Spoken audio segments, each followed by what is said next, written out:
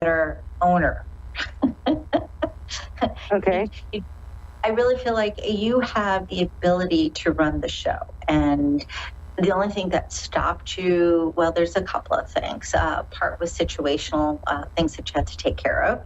Part was finances, not feeling like you could make that type of move without really feeling secure financially. So there's that kind of like the literal with the finances, and then the other part with the brain going, you got to do the careful thing, the right thing, so you can continue to take care of things. But I feel like those are the two primary things that have stopped you from doing your own thing in the way that you wanted to do for some time.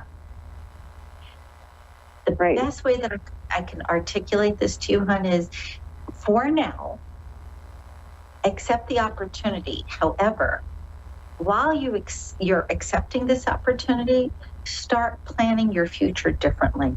Start really planning how you'd like to see yourself running the show. Now, if that simply means becoming the supervisor of an entire industry, great. If it simply means just stepping up the ladder where you're at, focus on doing that in relatively short periods of time. So for instance, oftentimes you get a position, you do great, they pat you on the back, they give you like a 1% raise, and you're like, oh, thanks a lot. That's nice, but that's helpful, right? Instead, envision moving through the system very quickly, as in not only are they impressed with you, but they're moving you up to the next level and the next level. If you agree to do that, again, go back to designing what it is that you truly want. We're in 2024. Yes. Sorry, get into this mode. I lose track of dates and times. By 2029, and I know it sounds like, oh my gosh, 5 years. However, by 2029, you're going to be stepping into a cycle that has to do with magic. And when I say that, it's like you can wiggle your nose. Do you remember Samantha from Bewitched on TV? Yes. Yes. Okay. You know how she would just want something and boop, boop, make it happen? You're going to be able to have that power. And I don't mean wiggling your nose. I mean having an intention and having it show up almost immediately. If you plan now for what you truly want and just accept this opportunity that's being offered as a temporary solution, because I feel like you're in a time where you have to do something. And yet, even though this is not what you want 100%, you're not really ready to do your own thing your own way. This cycle that you're going into in 5 years, it's as if all the doors open for you and everybody that could possibly help you shows up in the right way. This is why I'm saying really plan it, as in get all the details down. So clear that if you think about it, you get a big smile because you can actually feel it. You can actually see it. Know that by 2029, everything will be click, click, click, click right into place. And you can do whatever you want. You can write your own paycheck at that point. You can pretty much just say, I want, like Bewitched, and make it happen. I will say, too, while this takes place, so again, you're looking at this 5-year cycle, and I want to talk a little bit about what's taking place now, but I want to stick with the future for just a moment. Relationship is going to be totally different. You're going to find that at the time that there is this fulfillment and satisfaction and I'm going to say pure joy with what's going on as far as business and finances, your love life is going to be wow. I mean, you're going to be looking, going, how did it get this good? This is incredible. They're going to run neck and neck because there's going to be this sense of no worries. And I know that sounds nuts because in the world we live in, there's always something to worry about. Yet this to me is that sense of being so comfortable in your own skin and so comfortable in your surroundings and so comfortable with your choices that everything else just expands, just grows, just gets better. Okay, that said, you don't want to wait for things until 2005, right? This time period right now, 2009, excuse me. we're in 2004. Yeah, sorry. Lost my bearings there for a moment. Between now and next year, so it's less than a year actually. We're almost in the summer, so I figure roughly 7 months. Actually, I'm going to lean towards 8 months. You will find yourself going through what I would call a transition. You will get a cold and you'll go, why is this cold lasting so long? And you're thinking, what the heck's going on? It's like 3 weeks for this dumb cold. And then you start to get worried. Don't get worried. Just know it is just a cold. However, if you would take better care, instead of running like a crazy woman all the time, the cold would go quicker, because you don't really rest unless you absolutely can't get out of bed. Right. You're going to need to, over the next 7 to 8 months, understand that all these little, I'll call them glitches, are going to show up. And they're kind of the things where you go, really? Do I have to deal with that? You do. It's not a matter of do you have to, it's how you do it. Try to develop a sense of humor about it. And I know sometimes that's not easy, yet if you are able to do that, you'll move through these little glitches very quickly. Bottom line, between now and 2025, and again, roughly 7-8 month period here, so cycle could go into February, possibly beginning of March, as far as just glitchiness. It doesn't mean that good things don't happen also. It just simply means that, I'll give an example because I think this will be really helpful.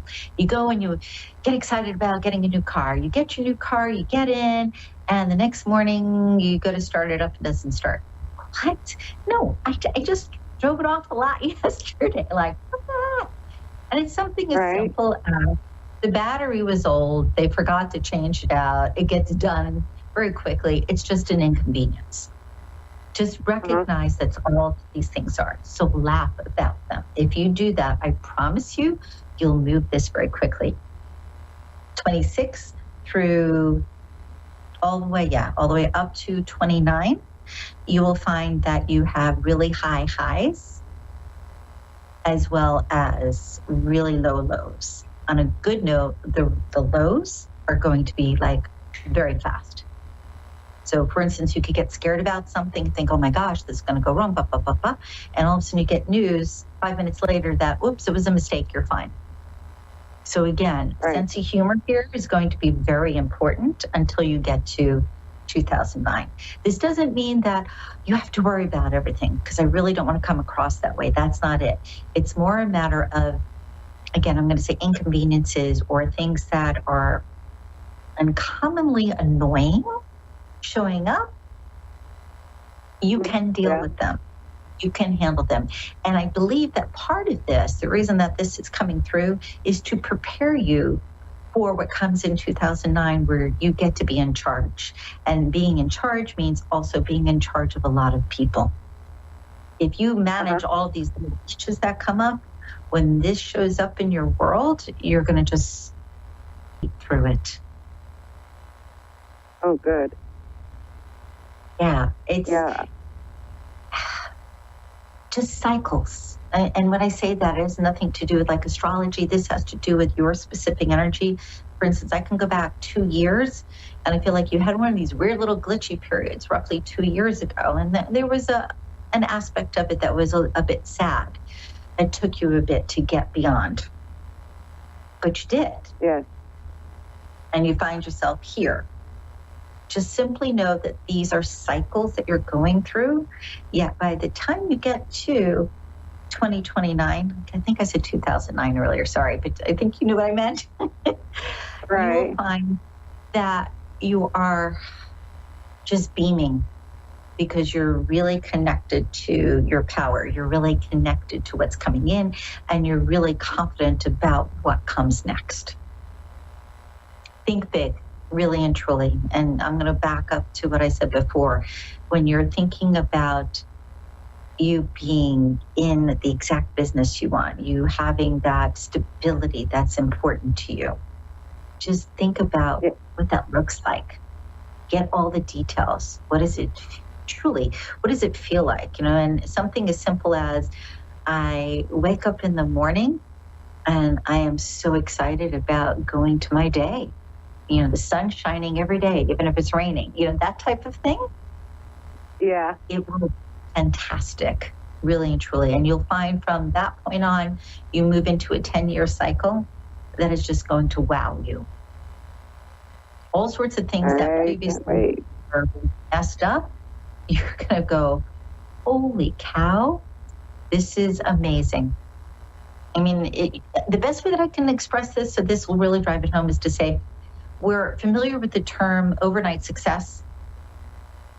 And yet we usually find out that the overnight success took 50 years to get there, or, 20 years to get there. It's typically not truly an overnight. That's how it's going to feel, though. As if all of a sudden everything is just coming up roses. Oh, that'll be fantastic. In the meantime, be careful of friends that mean well, however, they're kind of stuck in their own muck. And I'm not saying to dismiss anybody or not be sympathetic. So do your best not to spend too much time listening to that. Okay. Because without realizing, they're taking some of your energy from you. I feel like there's one in particular, there's more than one, but there's one in particular who, bless them, it's as if when you leave them, you need a nap. Yeah. Do your best to lessen that time with them. It'll be better for you. The other thing that you can do that may be helpful, if you want, contact me after the show, just inbox me, and as soon as I have a chance, I'll respond. But ask me about energy shielding, and I'll be happy to send you some information. Okay. Okay, because it's something that could be really helpful, so that when you are dealing with them, you don't walk away feeling totally drained. Really, that's the best word that I can use here. And I'm going to say something very, very funny. Pickles. For some reason, I am hearing pickles, pickle juice, very good for you. Even if you don't like pickles, sounds nuts. I'm sorry. Not from me. This is coming from above. Try to have either a pickle or some pickle juice like once a week. There's something about pickles that is good for you. Perhaps Google what are the benefits of pickles or pickle juice. I think that might give you an answer easier. Okay. Pickles. Okay. That's funny.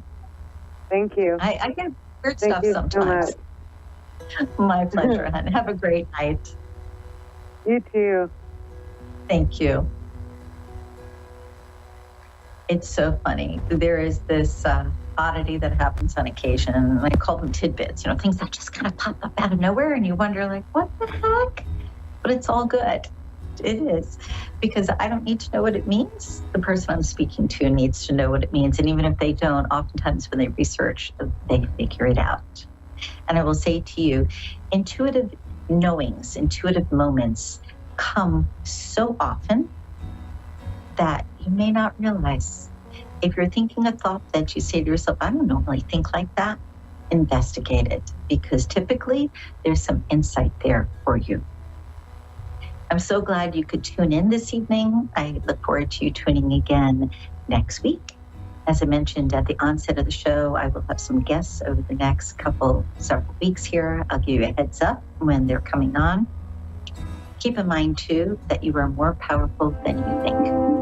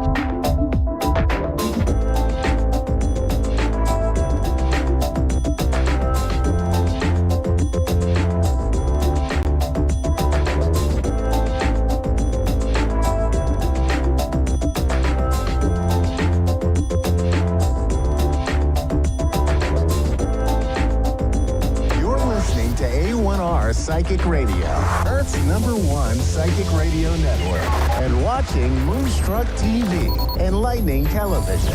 Welcome. Time for the Mini Medium with Stephanie Cowan. Live from tarotwithsteph.net. Connect direct. In North America, dial 888-454-2751. In London, 20-3519-2158. In Sydney, dial 02-8488-3147. Or online, contact us through our Facebook page, facebook.com/psychic radio. Or one of our websites, ask1radio.com or moonstruck.tv. This is the Mini Medium on A1R, the Ask One Radio Network. Hi, hello, friends. Happy Wednesday. Happy another hump day. I am your mini medium on the A1R Psychic Radio and the beautiful Moonstruck TV. I'm very rarely ever wearing hats. And so if you are watching on YouTube or if you're watching on Facebook, you'll see I got this fun and beautiful hat for Mother's Day. So here in the U.S., we celebrate Mother's Day coming up this Sunday. So sending a very loving, happy Mother's Day to all of you moms out there, or those who play the role of mom, and also, grandmas and aunts and even fur baby moms. This is also for you. Also, sending all of the heavenly love to the moms that we have on the other side in the spiritual realm. I know my mom is there. My mom passed away 11 years ago. And I'll tell you, Mother's Day is it used to be a tough holiday for me. It's gotten better. I call it a love-hate relationship now. But it's definitely time for me to enjoy the fact that I am a mom and also a grandma. I call myself a glamorous grandma. I'm a glamour, but also, celebrating my daughters, my daughter, Mandy, and then my soon-to-be daughter-in-law, Asia, and, just sitting back and watching them, be moms. And I'll tell you, it's very fulfilling to be able to sit back and watch your daughter go through, if you will, the things that you went through when she was younger. When you always say, gosh, I hope you have a child that's just like you, or, I'm starting to see that. It's kind of fun to sit back and watch. But anyhow, it's very fulfilling and inspiring to see, and just as a mom and a grandma now. So anyway, just so excited to celebrate and also to share the beautiful energy today. So now we are still in the new moon right now. So if you haven't done any new moon energy, then you can still do that today. Now the new moon, just kind of a little new moon or moon work 101. If you're wanting to do some moon work, then for the new moon, what you'll want to do is manifest. It's a time to manifest or write down and put out to the universe everything you're wanting to manifest.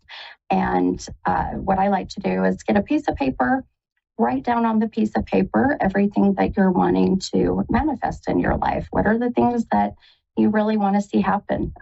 You can be, as practical as you want to be, or you can be as absolutely, stretched out, unrealistic, whatever it is that your hopes and dreams and wishes are, put it on that piece of paper. Then you're going to take that piece of paper and you're going to fold up that piece of paper. And then what I like to do is place that paper under my pillow. Then what happens is all that beautiful energy, all those intentions, everything you're wanting to manifest will soak into that beautiful crown chakra, into the third eye chakra, into the energy, the cranial, the intuition, all of it. And then that beautiful energy gets put out into the universe to manifest. And so, and then what I really like to do is the next new moon, I'll go back and look at my list and kind of see how far I've gotten. If I started to see things starting to come to fruition and manifesting. If not, then what do I need to put out there? What do I need to ask the universe, to show me, to guide me? So it's incredible. It is incredible to see just how amazing that our minds are, and the energy, and that's all we are, is energy. So the energy that is put out into the universe, how powerful it can be. So I wish you all good, energy and happy manifesting.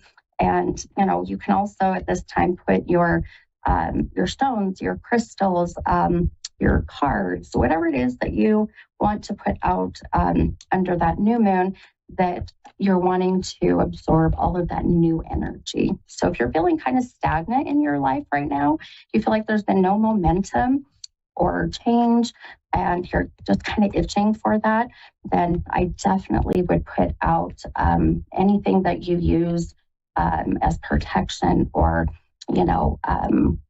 what you rely on for energy. Make water, put your water out there in a glass jug, allow that new moon energy to soak up, and then use that water to drink, to bathe in, to cook, whatever may be. And that's where all that beautiful new moon energy will come from. So anyway, some fun things that I love to do myself, and just throw it out there and suggest it. And, I would love to hear back. So you guys, if you're, you got some feedback or experiences, you can message me, and you can send that to on my website, mini-medium.com, or on Facebook, it's Mini Medium. And then email is readings@mini-medium.com. So some fun. I love to hear back and see how you guys are doing with that. Okay. All right. So I am going to not necessarily pull an affirmation, but we're going to pull an oracle and see what the message is. And then, of course, we'll take a caller. So I'm going to pull, and the number that I've been really drawn to today has been the number 18. And so again, if you guys are new to my podcast, or you haven't caught on by now, I have numbers that come up all throughout the day, and those are my guides, your loved ones in spirit. But the numbers will be validations of birth dates, death dates, anniversaries, ages. So the 18 is going to connect with one of those, and definitely felt the soul of this beautiful mother energy, which perfect timing for the fact that we've got Mother's Day coming. So eventually that, if not with my first caller, then sometime I'm hoping today or the next few days, that 18 will validate someone's loved one in spirit. So we'll see how that goes. But I'm going to count out the number 18. We've got 5, 6, 7, 8. I really try to be more prepared, I promise. But, I'm a Gemini. My air sign is just, hey, it's all good. We just go with the flow. It drives, it drives those fire energies crazy. And how I keep my hubby on his toes. So, okay. All right, my friends. Oh my gosh, this is so amazing. Okay. So, the Moonology, this deck is so beautiful. I'll show it on my camera here. So if you go and watch on YouTube or on Facebook, YouTube at Moonstruck TV, Facebook on the A1R Psychic Radio, or Mini Medium, because I'll be posting this, of course. But the Moonology card, I just go through, I shuffle, I pull the 18th card, and we have a new moon card. So the Oracle. Now, this is the new moon in Pisces. So the Pisces is that water sign. So all you Pisces out there, but this goes to everybody for the week. And it says to meditate and contemplate. And if that's not a perfect time to do this right now, the new moon is the time to meditate and contemplate. contemplate what is worth putting your time and energy into. And if it isn't, whatever this may be, if it's not serving you, telling you what, my friends, it's time to let it go. So whether it's a person, a place, a situation, a memory, whatever it is, it's time to cut that off and move forward. So if it's not serving you, then why are you putting energy into it anyway, right? So, okay. All right. Beautiful. Now, my first caller, I did miss where she was from, but it's Denise. I did see. Hi. Hi, Denise in California. This is the mini medium. How are you? I'm good. How are you? I'm doing good. Good. How can I help you tonight, my friend? Well, so I have a psychic friend, and she sent me this. I'd been going through some stuff lately, and basically, I'm just open for a read. I don't want to give you much because then I won't receive. I love that. And I apologize, my friend, it kind of cut out for a minute there. Can you repeat your question again? I said, I'm just open for the read, whatever you get. Perfect. Hey, I love it. I love when I have a sitter client that comes in and just says, no expectations. I just want you to allow, guides, the universe, whatever may be, to come in and let us know exactly what needs to be said. So thank you for that. Let me quickly ask you, because again, if you listen to my podcast, numbers come through. I love numerology, but also numbers will validate your loved ones in spirit. And may I ask, has your mom passed, my friend? Yes. Okay. And the number 18 has come up very strong today. Do you connect with the number 18 with your mom and or you? She had an 18-inch waist. Are you serious? I'm dead serious. Tiny little thing. Wow. Okay. All right. Well, that is definitely, in 27 years I've been doing this, my friend, I have never had anyone say that. I'll put it that way. That's incredible. Oh my gosh, what a cute tiny thing. Well, let me tell you, I want to get some more validation from this soul, but are you open to receiving messages from mom, if this is mom? I would rather have them from my son, but yes. Okay, fair enough. Okay. Now, I can't control who comes through. I wish I could. Yeah, okay. Sometimes it takes a soul. Yeah, I'm open to whatever you receive, like I said. Okay, perfect. Okay, wonderful. Okay, let me, I'm going to focus for a moment here, but I think I'm going to pull a couple cards for you just to kind of see what may come. Give me one moment here. Now, being that I asked you about mom in that number 18, do you connect that with your son, the number 18? Not really. Okay. Just want to make sure that if that did connect with him, we could bring that in. And just be mindful that that 18 can be the 18th of a month, the year 2018, the age of 18. Oh, okay. And also January 8th. This is how numbers will come through for me. So just be mindful of that. Okay. All right, my friend. I thought, I'm going to pull a couple cards to see. Now, with my readings, I've always I use cards to really just give a nice visual validation of whatever my gifts are bringing. So I won't sit and read the tarot per se. Now, a couple of things. I'm going to show these cards on the camera, so if you go back and watch, or anyone else does. The first card that I pulled for you is this 8 of Wands card, and this deck's beautiful, so I want to share it. And now this 8 of Wands card did come out of the deck reversed, upside down. So I'm going to kind of elaborate on that here in a moment. The second card is this 5 of Swords card, and that card came out right side up. So as I'm kind of looking at the cards and just some things coming through with mom, but also with you. Boy, my friend, this year that we're in right now, this year of the 8, we're in the year of karmic energy. And so I'm really going to focus on you for a moment.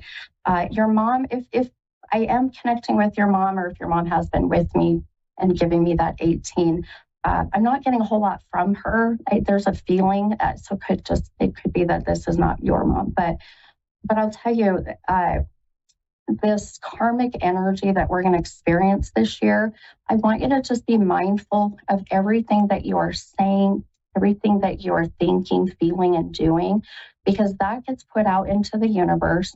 And then this year, it's coming back tenfold, meaning twice as much. Wow. Yeah, it's a very, it's going to be a very interesting year. Here, obviously, as you know, in the U.S., we're in an election year. It's a lot of changes are coming.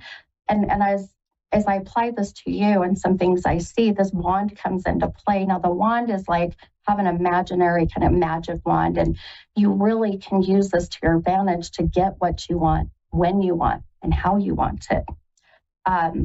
You got to be careful what you wish for, because sometimes our human side gets very selfish. We have immediate gratification, and then later on in life, it kind of comes back and bites you in the butt. So I want you to be mindful of you making decisions based on your emotions or feelings, because I want you to kind of just take a deep breath and be just calm for some time. Take some time to think about certain things, because you've got some changes coming this year, my friend, which is where the sword comes in, this 5 of sword. And that sword is where you are using this imaginary sword, and you're going to fight and defend and protect what's important to you, what you're passionate about, your dreams, your goals, whatever it may be. Is that coming through like in a good sense, like tenfold it's coming forward? Yes, but that's going to, okay, great. That is going to be, yeah, because that's what's happening right now. Yes, and that's where I say it's all about your free will choice and the energy you're putting out there. Now, that tenfold can be not such greatness, but that's going to be in your court. That's going to be in your hands. If you're putting out negative energy and the what ifs and the, oh my gosh, my life sucks, you're going to see that come back tenfold this year, right? But right. You've got some amazing new beginnings, new changes. And I really feel by August, boy, my friend, you've got this whole new, I want to say a whole new path. It's not necessarily new. It's going to feel new to you, because it's going to step you out of your comfort zone a little. And I don't want you to allow fear to get in the way. And fear it's my favorite acronym. It stands for false ego appearing real. If that dang ego gets in the way, my friend, and you, Denise, go, oh my gosh, whatever the ego's telling you, I'm too old for this. I can't do this right now. It's, our ego as women too, I'm not pretty enough. I'm not in shape enough, whatever it may be, that ego will literally paralyze your beautiful path. So please don't allow that ego to get in the way. Okay. Now, you mentioned your son really quick, and I know I have another caller already, but I want to tell you, this 5 of Swords card, I'm going to show it on camera. If you get a chance to go look, it is a mama bird feeding her baby bird. And I can't help but see that as you. You and your son. And your son has passed, is that correct? He was murdered. Oh, goodness. Oh, my goodness, my friend. I am so sorry. I am so sorry. May I ask how long ago his passing was? And the only reason I'm asking is because your son is such a very strong energy. And usually when I pick up usually when I pick up a strong energy like this, he's been in spirit for at least 5 years, if not longer. Oh, 13. He died 13 years ago. But he's definitely crossed and... Yeah. Well, here's a sign for you, my friend. You pulled the 8 and you pulled a 5. What is 8 plus 5? 13, right? 13. Yeah. There's your sign. There's your son's beautiful, simple sign. But the 2 cards I pulled for you, you got the number 13, and that's your son's way of validating that he's, with you, he's around you. But I'll tell you, what a beautiful protective guide for you. So please lean on that energy to get you through this year, because he's going to be pushing for you, Mama. Okay. Okay. All right, my friend. Well, it's been a pleasure to meet you, and I wish you a beautiful evening and happy Mother's Day. Thank you so much. You are so Happy welcome. Mother's Day to you too. Thank you, hon. Take care. Okay, bye-bye. All right, bye-bye. All right, you guys, we got a few more minutes, and I have Cameron, I believe, in Australia. Is that correct? Hi, Cameron. Yeah. Hi, Stephanie. Hi. How are you doing? Yeah, I'm good, thank you. How are you? Doing good. Good. How can I help you tonight, hon? I would just like to know if you could tell me how I could improve my spiritual connection, like currently where I'm at the moment. Sure. Okay, I think, again, I'm going to pull a couple cards for you just to kind of see if there's some beautiful visual validation of your growth. Okay, this is beautiful. Again, I'm going to show the cards really quick on camera. So the first card I pulled for you that came out is this beautiful World card. And this World card did come out of the deck reversed. Now, that's really representing your shadow work. Are you familiar with shadow work? Yeah, I am. Yeah, okay, I thought so. And then your second card is this 8 of Cups card. So now here's what's beautiful for you, Cameron, and I love this. We are again, like I was saying earlier, we're in the year of the 8, and you pulled this 8 of Cups. This cup being right side up means that these cups are about to be filled, meaning your spiritual cup. And that karmic energy that you are putting out into the universe is going to be filling up those cups a whole lot faster. Now, the World card reversed for me as I'm connecting with you, that shadow work is for you. You have this very beautiful mind of just wanting to really learn it all. Yeah. Apply it all. And I'll tell you what, my friend, once you go down one rabbit hole in the spiritual world and the metaphysical and, all of that, it's just another rabbit hole and another. And I always say, the more I know, the more I realize I don't know.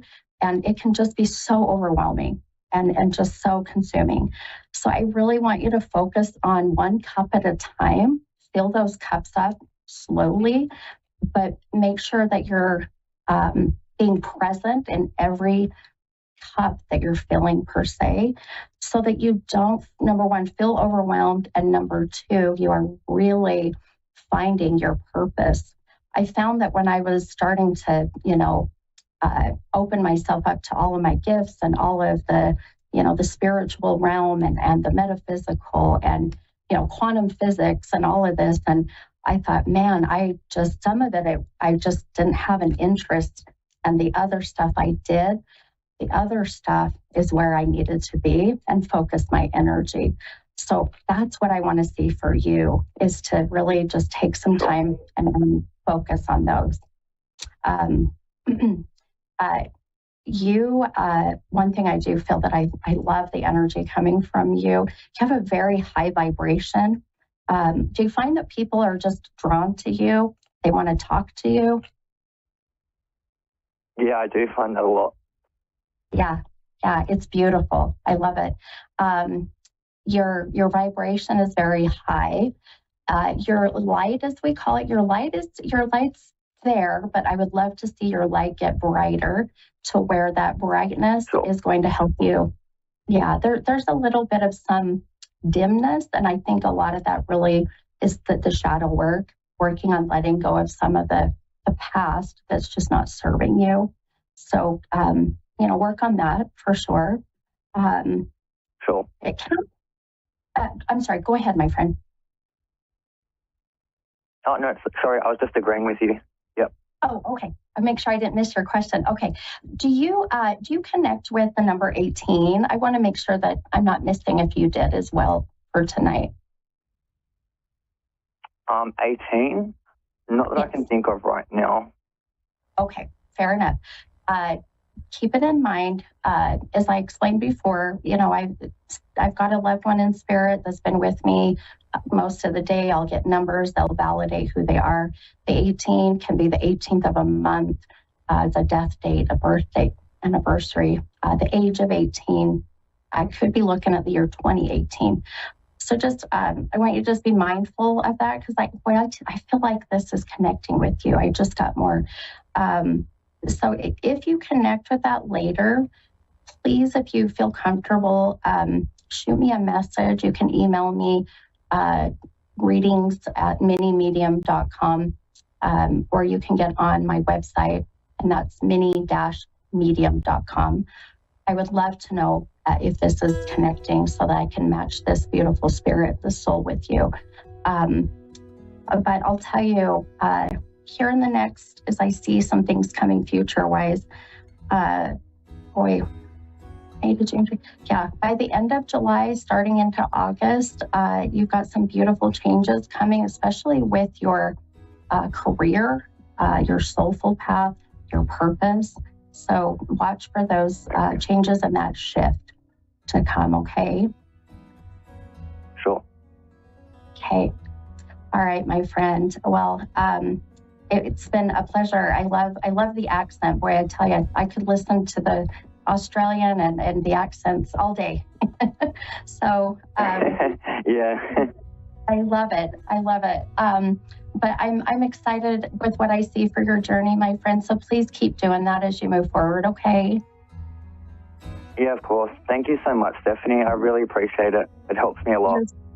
Good. You're so welcome, my friend, and have a wonderful evening, okay? Same to you. All the best. You as well, hon. Bye-bye. Hey, all right, you guys. Another great episode, another great podcast. And I will send all my love and light out to you all as you get through this week. And happy Mother's Day again. And I will see you guys all next week, Wednesday. Okay, bye, guys.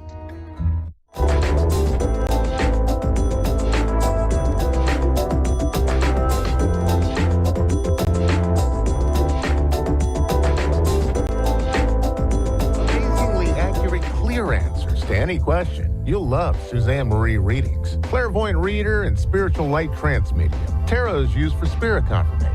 She's been a spiritual reader for 30 years and would love to be able to bring accurate, clear, visionary readings for those who seek answers. Available online and phone.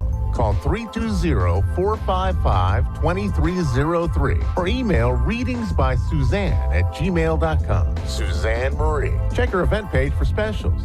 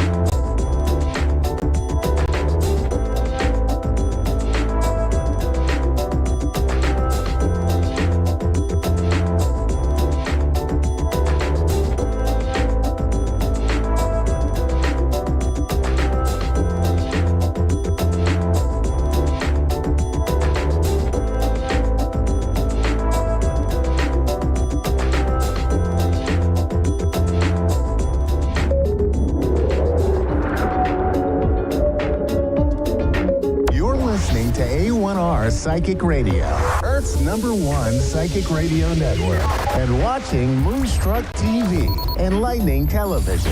Welcome. Time for Psychic Paths with Suzanne Marie. Live from PsychicPaths.com. Connect direct. In North America, dial 888-454-2751. In London, 20-3519-2158. In Sydney, dial 02-8488-3147. Or online, contact us through our Facebook page, facebook.com/Psychic Radio. Or one of our websites, AskOneRadio.com or Moonstruck.tv. This is Psychic Path on A1R, the Ask One Radio Network. Hello, everyone. I'm Suzanne from PsychicPaths.com. How is everyone tonight? I hope you're doing well. I'm doing with some allergies, so forgive me if I have to stop for a second. It is Gemini season. It started yesterday, so I hope all the happiness for all the Geminis out there. And tonight, there will be a full moon in Sagittarius, which is the opposite of Gemini, completely opposite. But we can expect a lot of good, expansive thinking. A lot of luck is going into the next month, and a lot of communication. That's what Gemini and Sagittarius have in common, a lot of communication. So like any other full moon, let's let go of what doesn't benefit us and open ourselves up to what truly does benefit us. I think it's going to be a great month. I hope that everyone is feeling loved and cared about. And one of those things about love is self-love. So I want everyone to know that I believe that you can love someone else if you don't love yourself. But it's a great, great treasure when you do love yourself, when you do find out just how amazing you are. You're opening up to something really, really divine. So we have Amba from Australia tonight. Hello. Hi, How are you tonight or today? I'm wonderful. Thank you, Suzanne. Yes. So what can I help with tonight? Well, I see that you believe in others sharing their gifts, and I am in a space of I'm not sure where to go and what to do or how to do it. Okay. So let me see what Spirit can say about that. I feel like you've gone through some obstacles recently. There have been things that have held you back or challenged you. But let me see what Spirit says.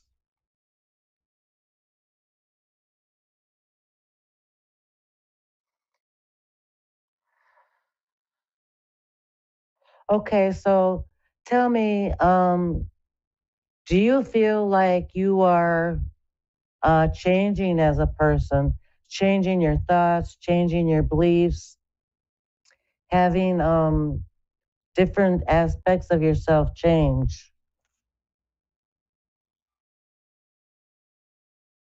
Yep, 100%. Because I feel like there's been a lot of growth and a lot of transformation. And that is a part of the growing, and the transformation is once you've grown and once you've stepped out of where you've been, it's kind of confusing because then what do you do?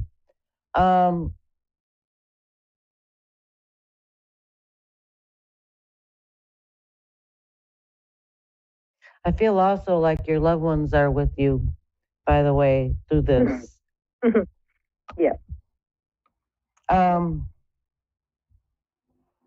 I feel like it's going to be just a matter of some patience with yourself.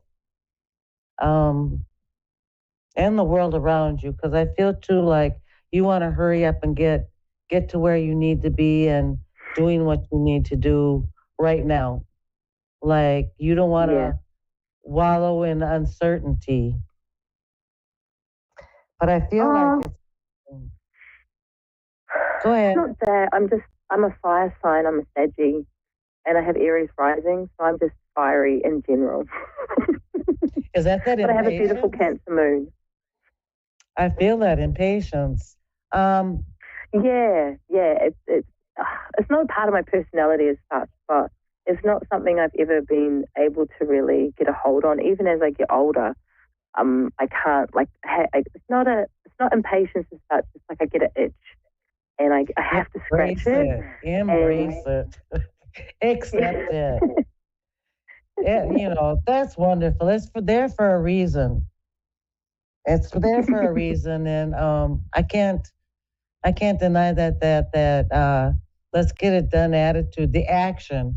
I love the action of Aries. It's not a talkative sign; it's an action sign. Yeah. So embrace it. You can't change it even as you grow and as you mature. It's always going to be action. Good to know. The thing is that I feel like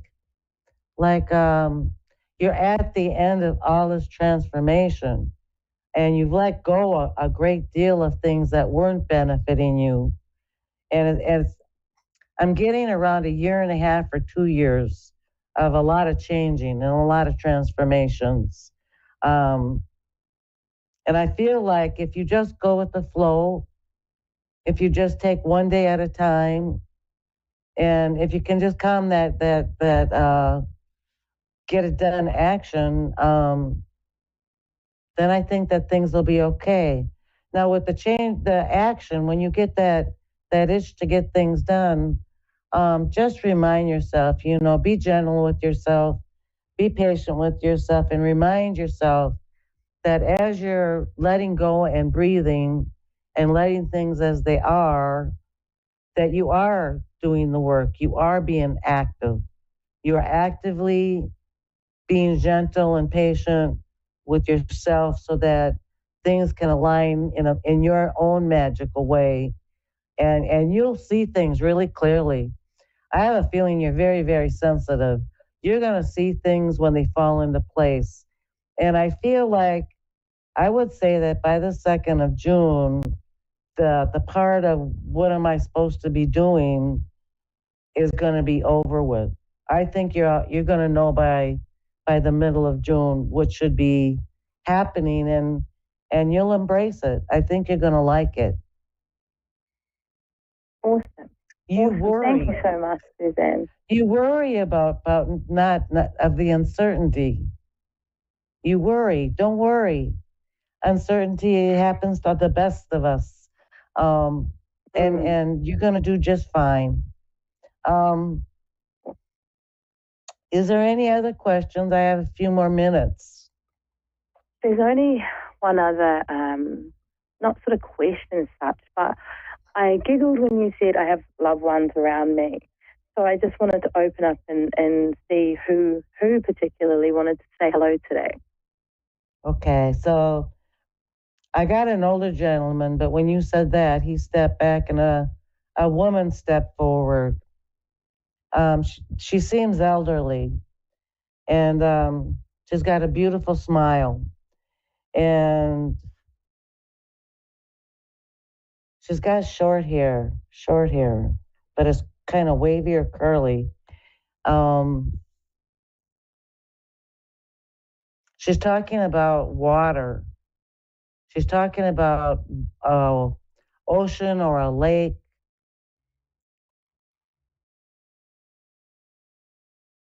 That would be. And I feel like that. My great nana. She's known you. Yeah, she's known you since a long time, like the beginning. But she's mentioning the 2nd grade. She's mentioning that she has a lot of memories of you, what feels like the 2nd grade. Maybe she was closer to you at that time, but she is there, And I can tell that I can explain the way she is. She's not the kitchen type. She's not in the kitchen baking. She's more of an idea and a wisdom person. Mm. A lot of wisdom. She brings to me a jar. So was there a jar full of stuff that she had? Because she has a jar. Oh, the great nan I'm talking about, she had 15 children, and I'm a great-grandchild to her. Okay. She had many possessions, and many people loved her. But I believe this great-grandmother you're speaking of is my nana's mum. Okay. She's with you at all times. And she gives you a great deal of comfort. I think maybe the older gentleman is connected to her. I feel Yes. like they're connected. Husband and wife. That would. He seems very quiet. He's a very quiet, sensitive person. And she's not very quiet. She likes to Yep. communicate. Like me. It's probably in the Dana. It's probably in the DNA. The communicating is great.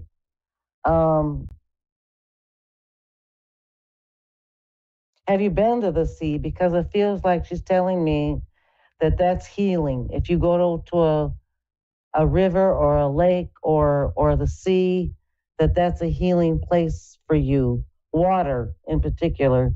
And I know you're Aries, and I know that's fire, but she's saying that water is a healer for you.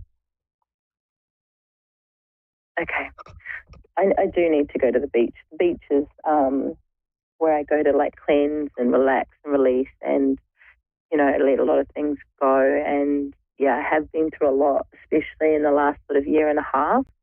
And those are quite major events happening in my life that are slowly coming to an end in the next couple of months.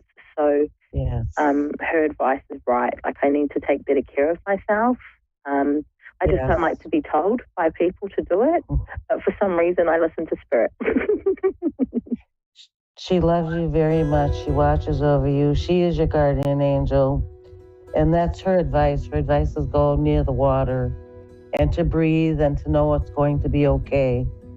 Things will work out. Things will be calm in the next couple of weeks, I would say. You say in a couple of months, but I think a major shift is going to happen for calm and peace in the next 2 weeks. I see it. Wonderful. So maybe that's the beginning. I hope you have a wonderful, wonderful week. And thank you so much for calling and letting me share with you tonight. Yes, thank you so much for sharing your gift with me also. I appreciate it. All right. You have a good night. Bye-bye. You too. Bye-bye. Thank you, everyone, for listening. And thank you to the callers. And stay tuned for some more wonderful readers. Everyone have a good week. And I'll see you here next week. Bye-bye.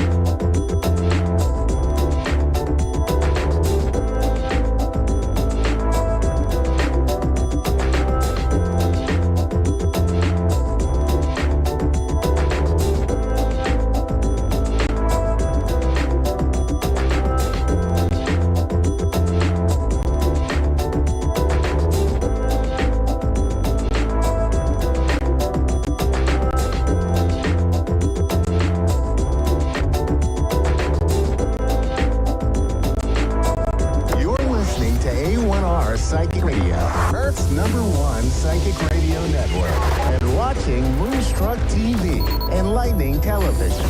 Welcome. Time for Lavender Moon Healing with Bree Patak. Live from linktr.ee/Lavender Moon Healing. Connect direct. In North America, dial 888-454-2751. In London, 20-3519-2158. In Sydney, dial 02-8488-3147. Or online, contact us through our Facebook page, facebook.com/Psychic Radio. Or one of our websites, askoneradio.com or moonstruck.tv. This is Lavender Moon Healing on A1R, the Ask One Radio Network.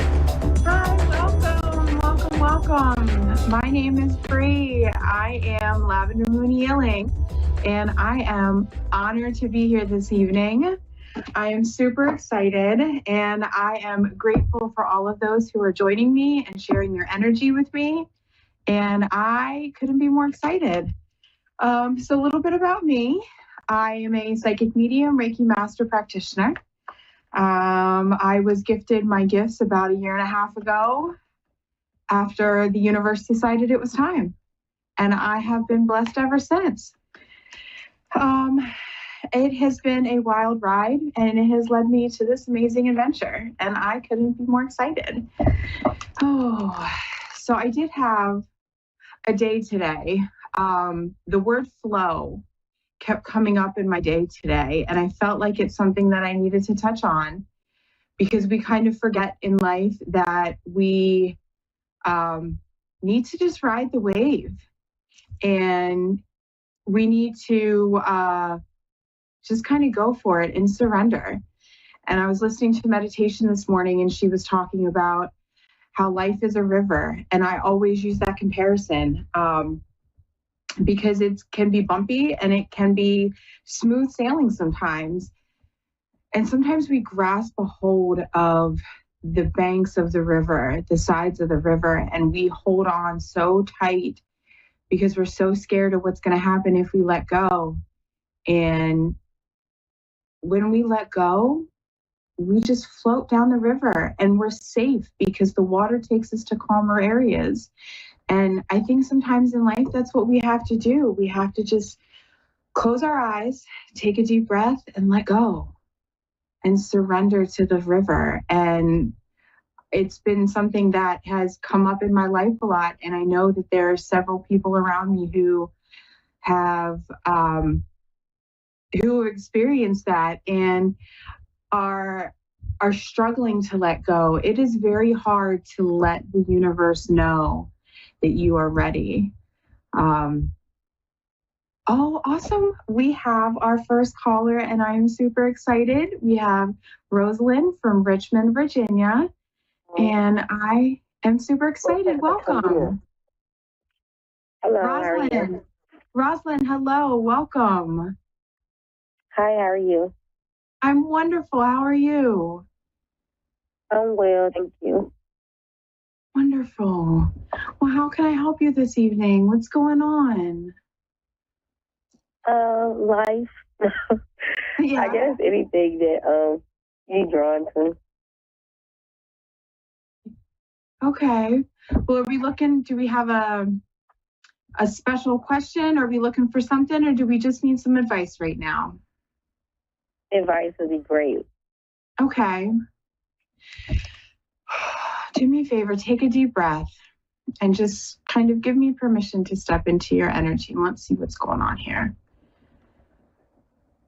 I'll give you permission.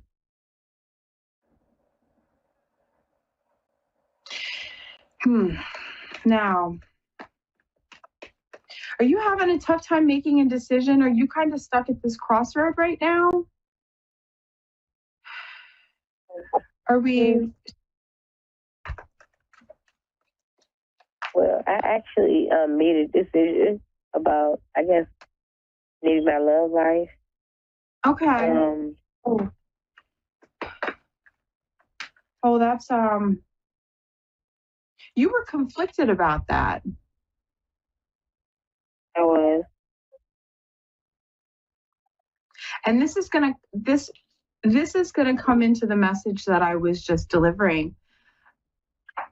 I think it's we have that idea that we need to control things, and we have that idea that we need to be in control of everything. And when it comes to the matter of our heart and love, sometimes what we think isn't right is exactly what we need at the time. And I think that your heart said one thing and your mind said another. And I think you went with your heart. That's true. And that's what you need to do, because your head was like, no, what if? But your heart said, let me love. And that's a beautiful thing. So you should feel comfortable in your decision, following your heart, where your heart is leading you to go. I think that this partner that you've chosen or not chosen, whatever your decision was that you followed, is going to lead you to joy. It's going to give you a sense of comfort, a sense of youthfulness.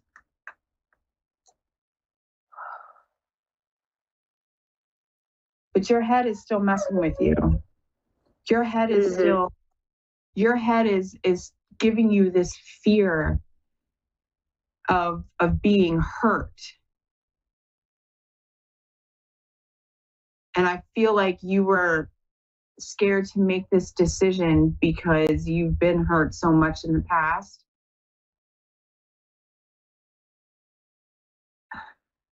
Has this person hurt you before? Was this why? Yeah. Okay, I was going to say there's like rational feelings coming in, like no, this is going to happen again. But if you in your heart know that this is where you're supposed to be, then that's where you stick with. That's where you follow your heart. Your heart is going to lead you to what is giving you joy. And now the other thing to do is follow your intuition. If you know in your heart that this is the right thing, our intuition is a strong tool. It's a guide that I think we forget to use.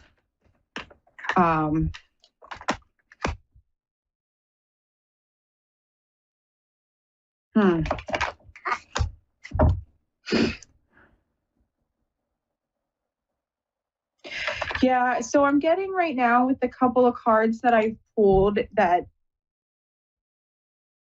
this partner has led to some trouble, but you found forgiveness. You found the forgiveness in your heart. That's why your heart has led you to love them, because you've forgiven them.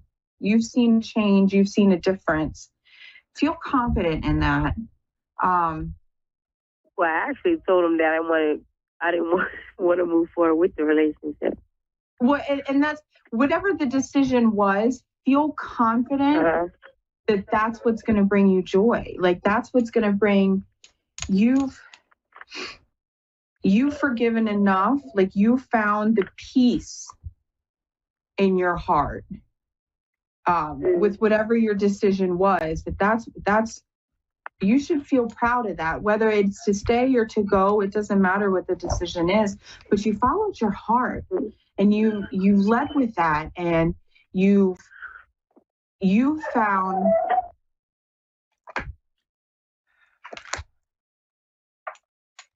a way to kind of keep yourself down a different path. You took the risk. You let go of the side of the river, and you just jumped in, and you were like, this is what's supposed to happen. Feel confident with that. Like, don't second guess yourself. And I think that's where this need for advice is coming in, because you're broken. Like, it still makes you sad and it still hurts. Yeah, that's true. And that's what's tearing you up, because part of you is like, That's where your brain comes in. Part of you is like, no, we're hurting. But your heart is like, I'm healing, and I need to continue to heal. And I found something that's going to make me feel better. So don't allow those thoughts that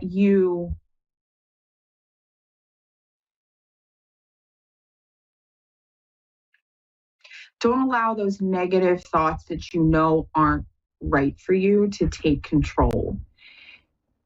Right. When they start to, I'm sorry, go ahead. Oh, I'm listening to you. Okay. When they start to creep in and those thoughts start to creep in,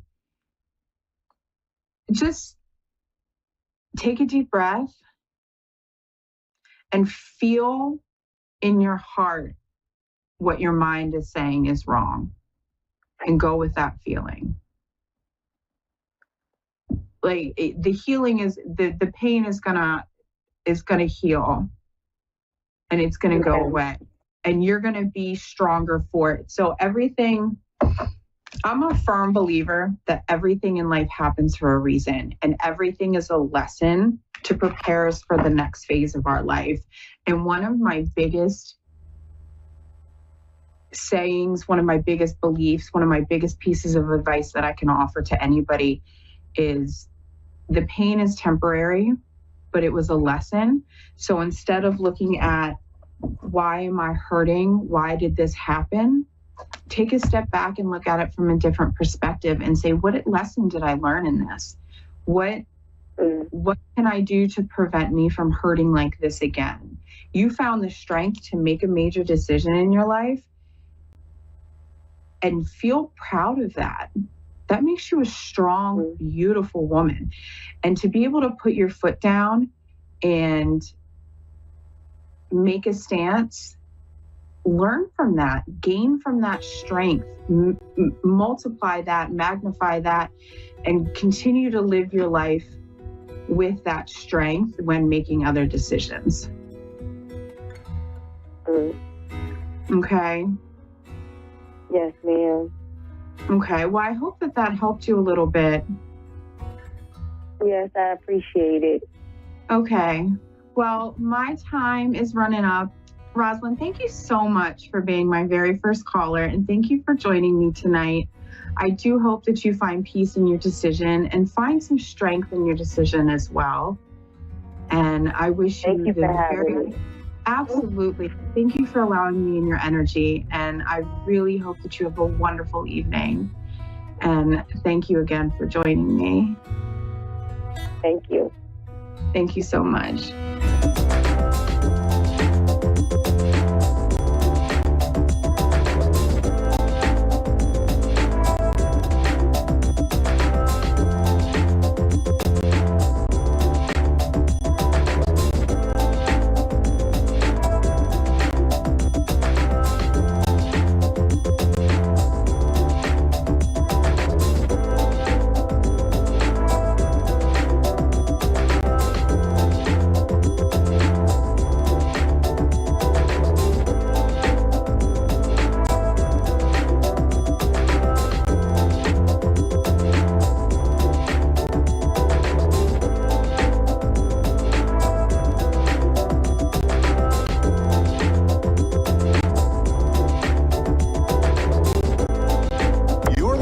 To A1R Psychic Radio, Earth's #1 psychic radio network, and watching Moonstruck TV, enlightening television.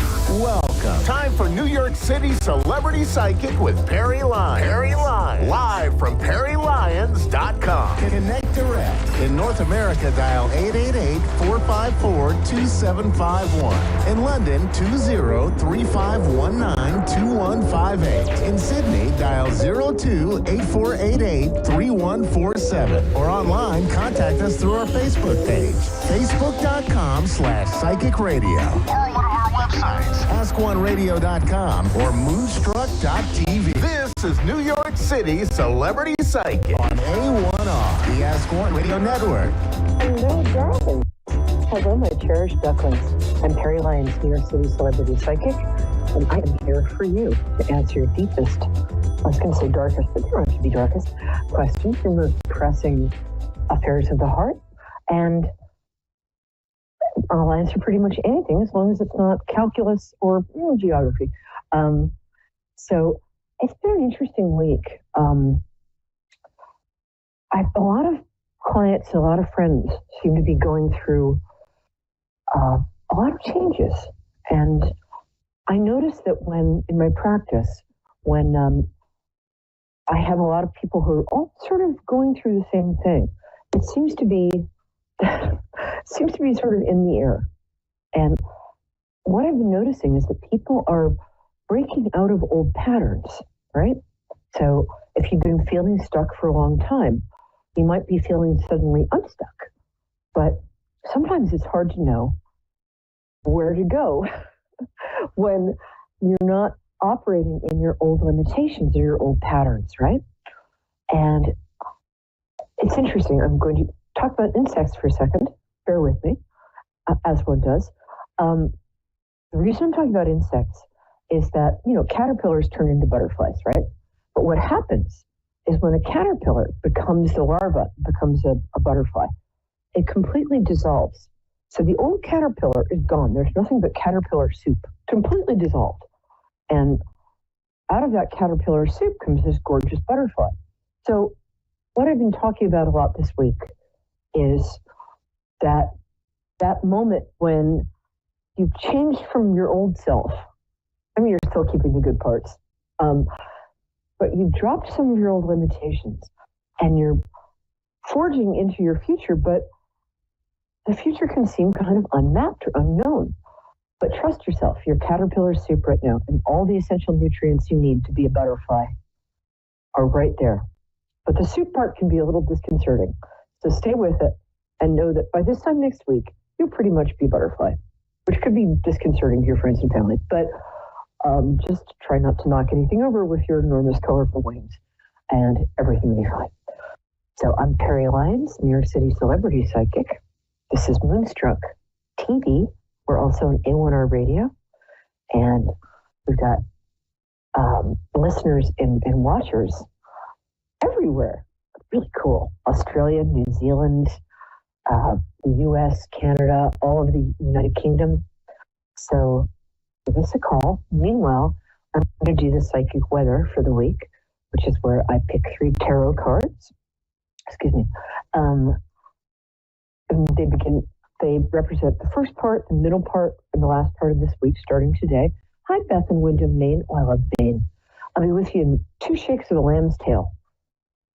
I don't have an actual lamb to prove that, but 2 shakes of an imaginary lamb's tail. Just going to do the psychic weather. So glad you're here. Okay, so the first card, that's interesting. First card that came up, I don't pre-pick these either, just trust to fate, which is perhaps foolish, but it works. First card is the Knight of Swords. This is an interesting card because this is often means that somebody, you're getting unexpected help from somewhere. See how he's kind of galloping in on his white horse to rescue you? That's kind of what's happening.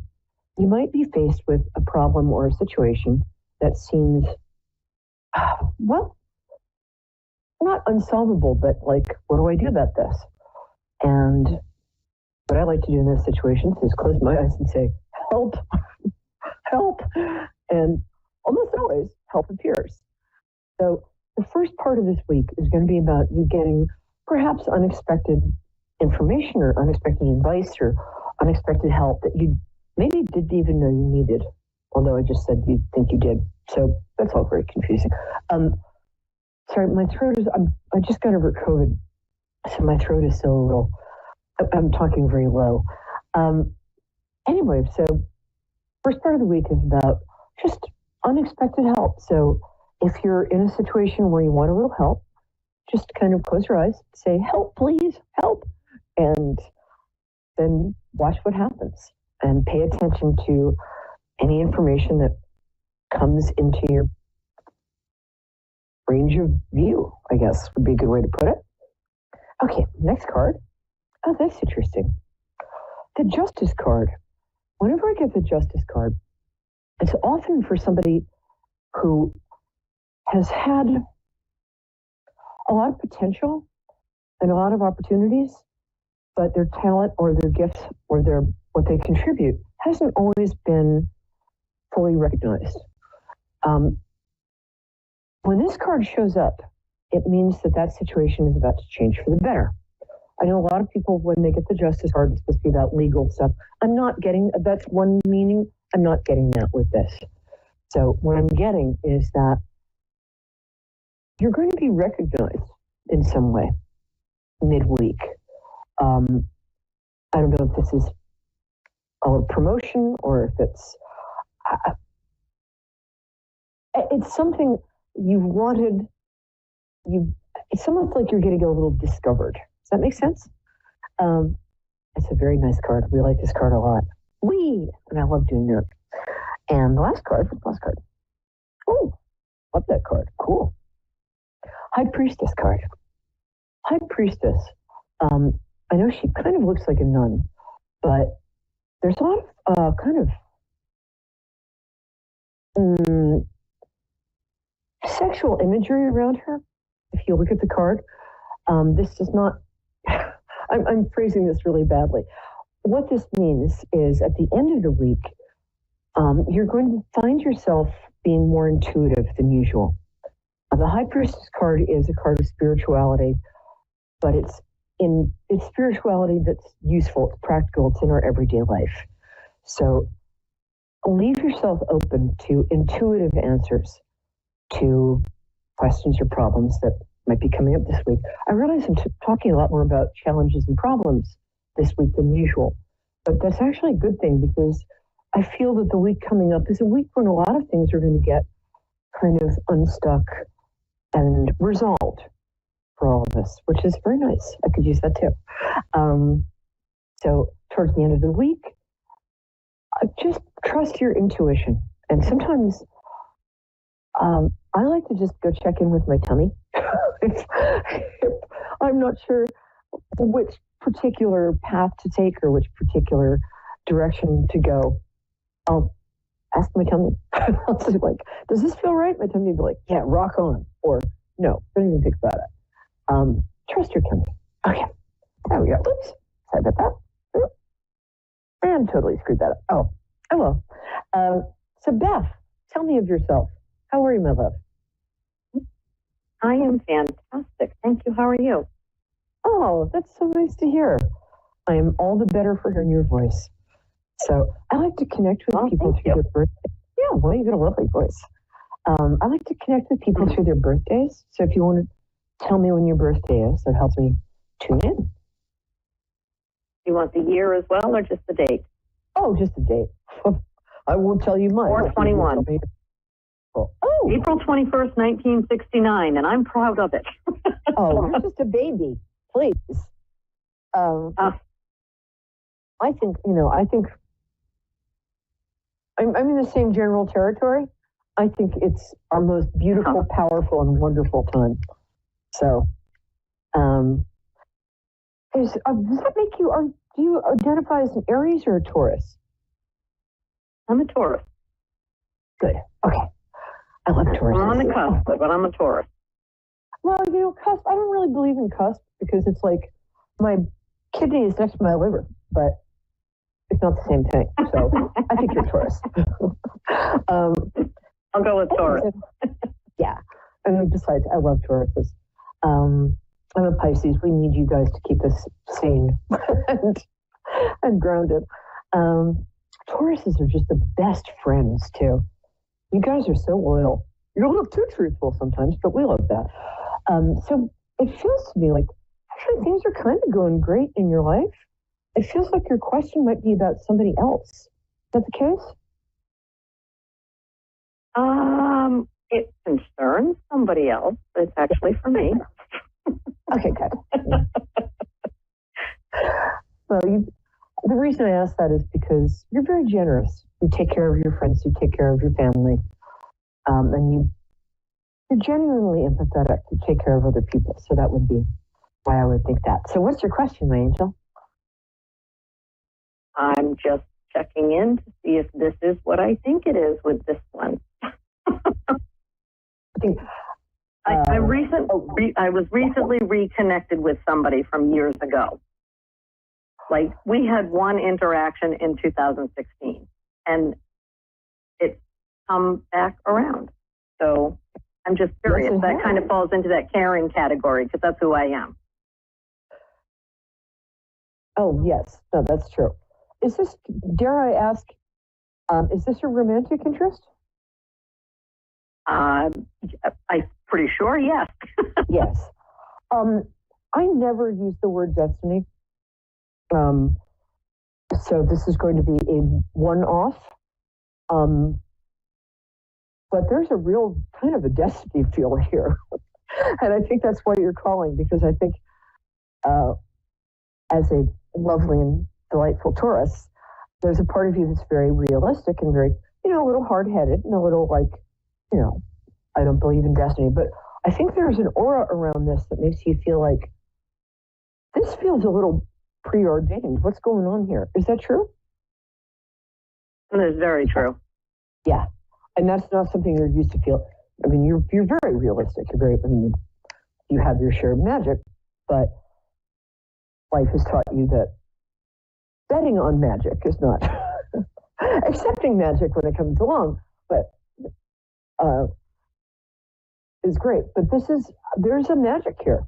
Another word I don't use very often. I really like this. And wow.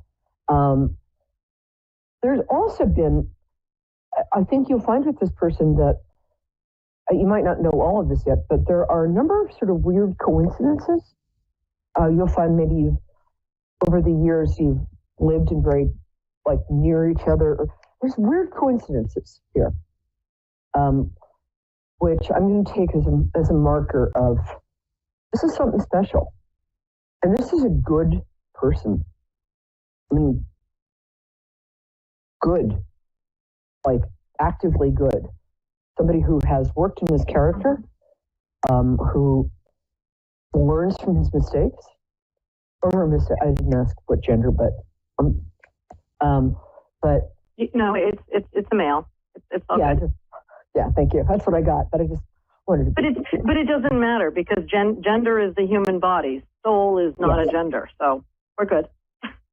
Oh, can I come over? Can we have a drink? You're awesome. I can be there in 3 hours. Well, I have a little secret that I didn't tell you, because I'm a medium. I just can never read myself, so I get a lot of. I get a lot. I understand a lot. Yeah. Oh, no wonder I feel like I know you. You do know me, just not face to face.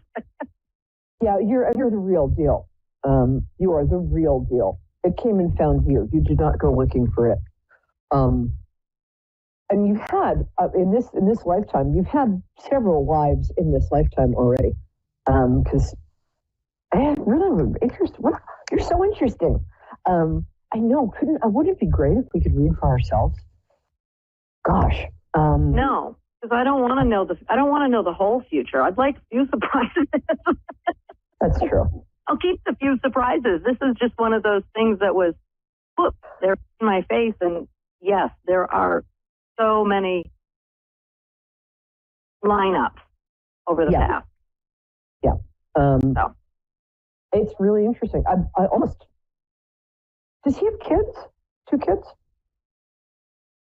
He does not, no. Oh, where am I getting 2 kids from? Sorry, I'm usually right about kids. I'm going to chalk this up to I have 2 kids. Oh, okay. I have 2 kids. There you go. And very nice children they are. Good job. Thank you. Yeah. Oh, your kids are fabulous. They're healthy and happening and confident and successful.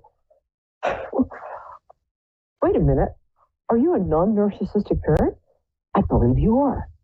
Yeah, your kids are great. Boy, I work in New York, so I don't get to meet non-narcissists a lot.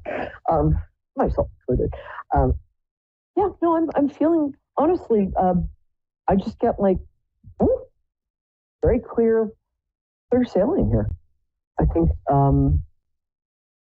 also, you both deserve this. You're somebody else who has worked in being a good person. Having character has been having integrity, having character, doing the right thing, learning from your mistakes. That's been a huge priority for you in your life. And yeah, and he's very similar. I'm very pleased about this. I think you guys might also, I think you're going to be together. I think you might also start some sort of, I don't know, nonprofit or something, but if you're going to do something together, I don't know if it's professional, but I think you might do something together that's like volunteer work or something for the greater good. Because one of the things you spark in each other, aside from you, great conversations, am I right? Oh, we have great conversations for sure. Great, yeah. And just idea, very smart. But you also bring up the best in each other, which is very nice. This is very encouraging. Yeah. Honestly, it would probably make for better TV if I was like, yes, but he has 6 secret children in Guatemala. I'm like, no, really nice guy. I really feel this is going to work out, and I'd really like you to keep me posted because I think you're great and Alon's really nosy. Yeah. Well, that sounds perfect, and you know where to find my number. Actually, they don't let me keep the numbers because otherwise I'd be calling everybody all the time. Hi, just checking in. You'll be my friend. I get it. Yeah.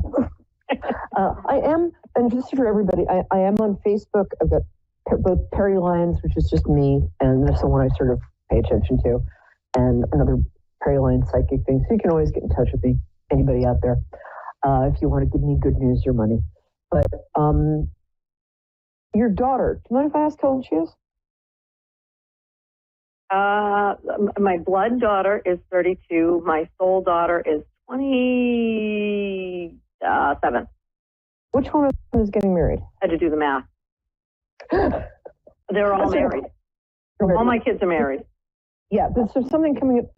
There's some sort of some family event coming up. With one of them. My son is getting ready to have his 30th birthday. I just got the invitation for that. Oh, that's nice. But I think there's I don't know if that's it, but no, it's not. We don't have any big family events coming up. You're going to. I'm seeing possible getting either baby news or there's something happening within the marriage context. Yeah, it would not surprise me if there was another baby coming soon. Yeah. I mean, I know that my son is working on it actively.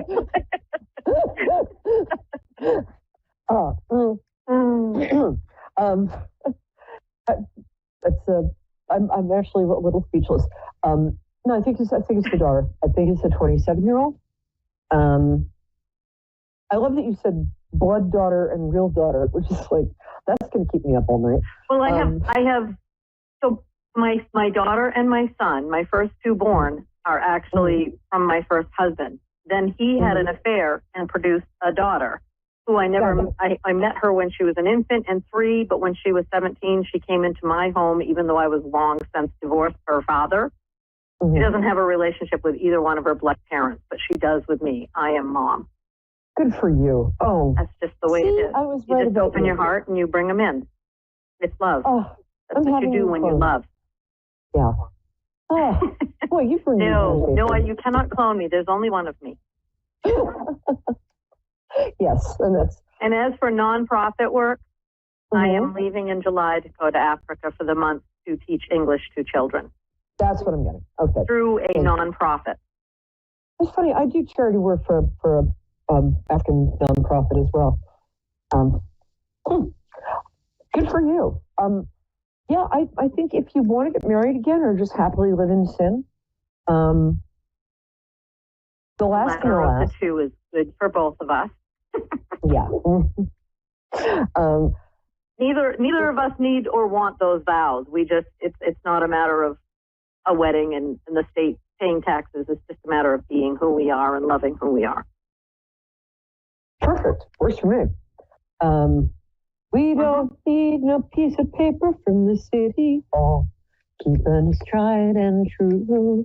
Sorry, there's a little Joni Mitchell excerpt there. Yeah, There you go. That's about it. I figured also something else. You got some sort of windfall coming in October. There's money coming in. I'm not sure from where. Have you ever? This is really out of the blue, but I'm just going to say it. Have you ever gone to the like maine.gov website and there's the state comptroller's office and they have something called I have, and I'm not on it. Oh, that's too bad. He might be. I have, and I'm not on it. But I got but $10 grand that it's way. not even that. It might not even be that. I think I have a clue as to where it may end up from. So keep going. Okay, good. Everything you've said makes sense because I know where to connect the dots. How's that?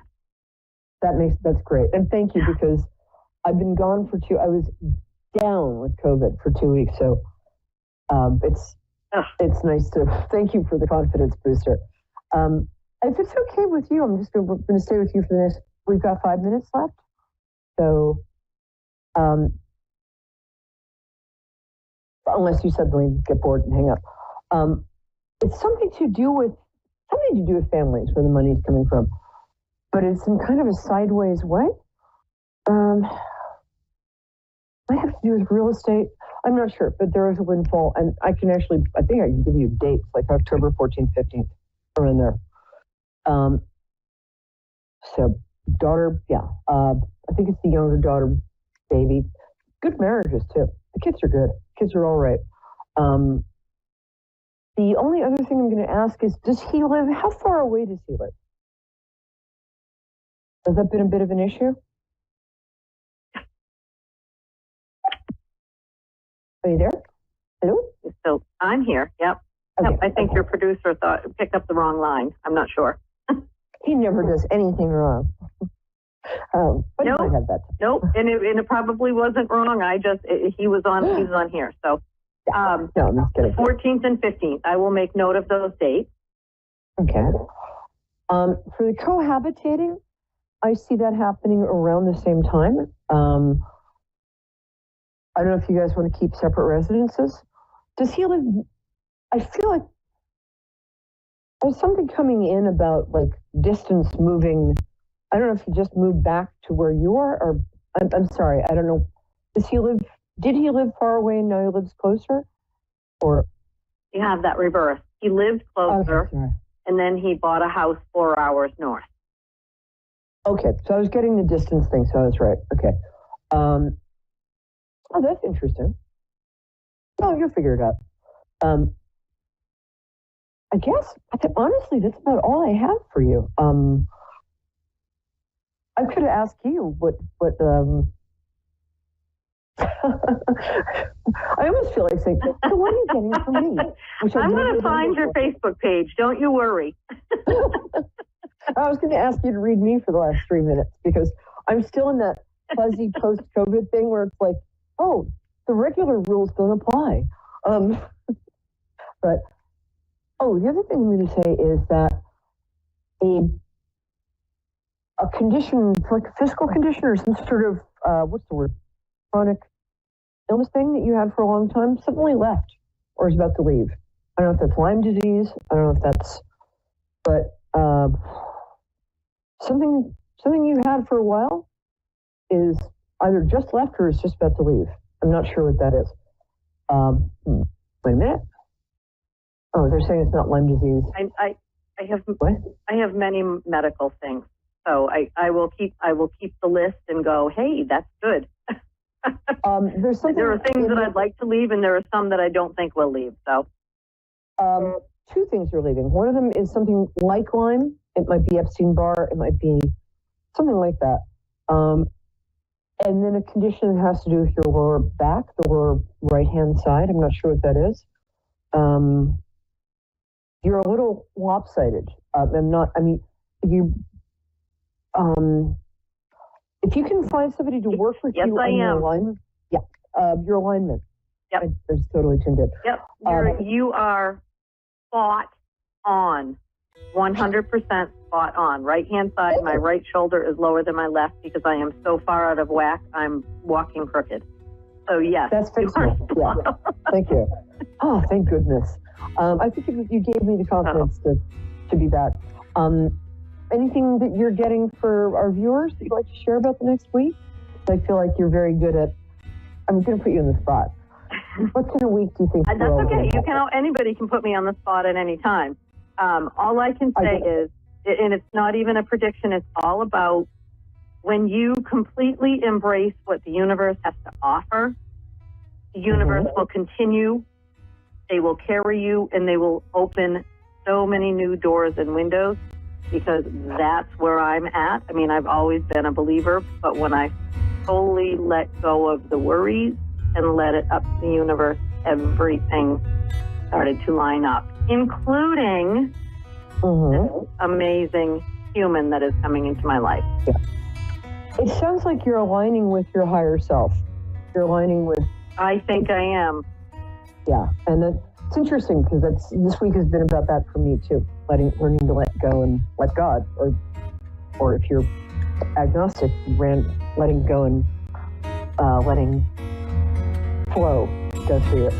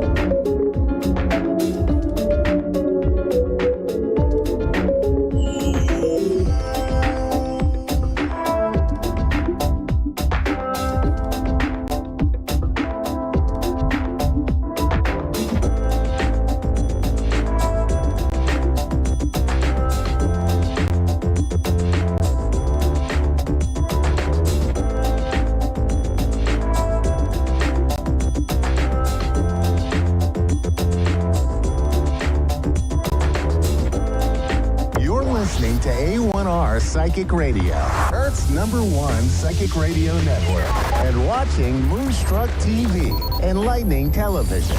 Welcome. Time for Zodiac Zone.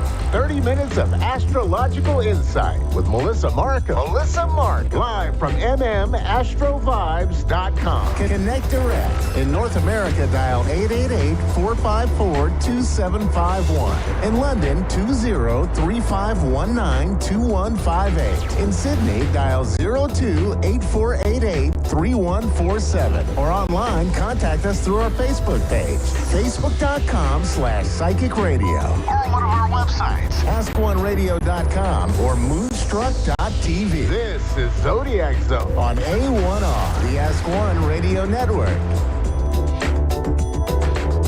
Hi, everyone. Welcome to Zodiac Zone, where you can get your 30 minutes of astrology every Wednesday night from 9:30 to 10 o'clock p.m. So I'm really out there for all you almost night owls. I would say, yeah, night owls. So what I wanted to talk about this week is it's officially Gemini season. Happened on Monday. The sun went into Gemini. And so wanted to spend about 10 minutes talking about some of the interesting things that happened this week, because I think there's a lot here that we need to discuss. So let's start with Gemini. I love Geminis. They're very interesting people, whether they have the sun in Gemini, the moon in Gemini, the ascendant in Gemini, anywhere Gemini is very important, north or south node in Gemini. And what Gemini is it's about communication. So a lot of times when I go and see speakers, on Wikipedia, probably like we all do, I look and I say, oh my gosh, I could have guessed it. They're a Gemini. These people feel really comfortable talking. And they love storytelling. A lot of comedians could be Geminis. It really is about that comedic push, I would say. Also, I find with especially sun, moon, and ascendant in Geminis, they're really good at studying people and mimicking people.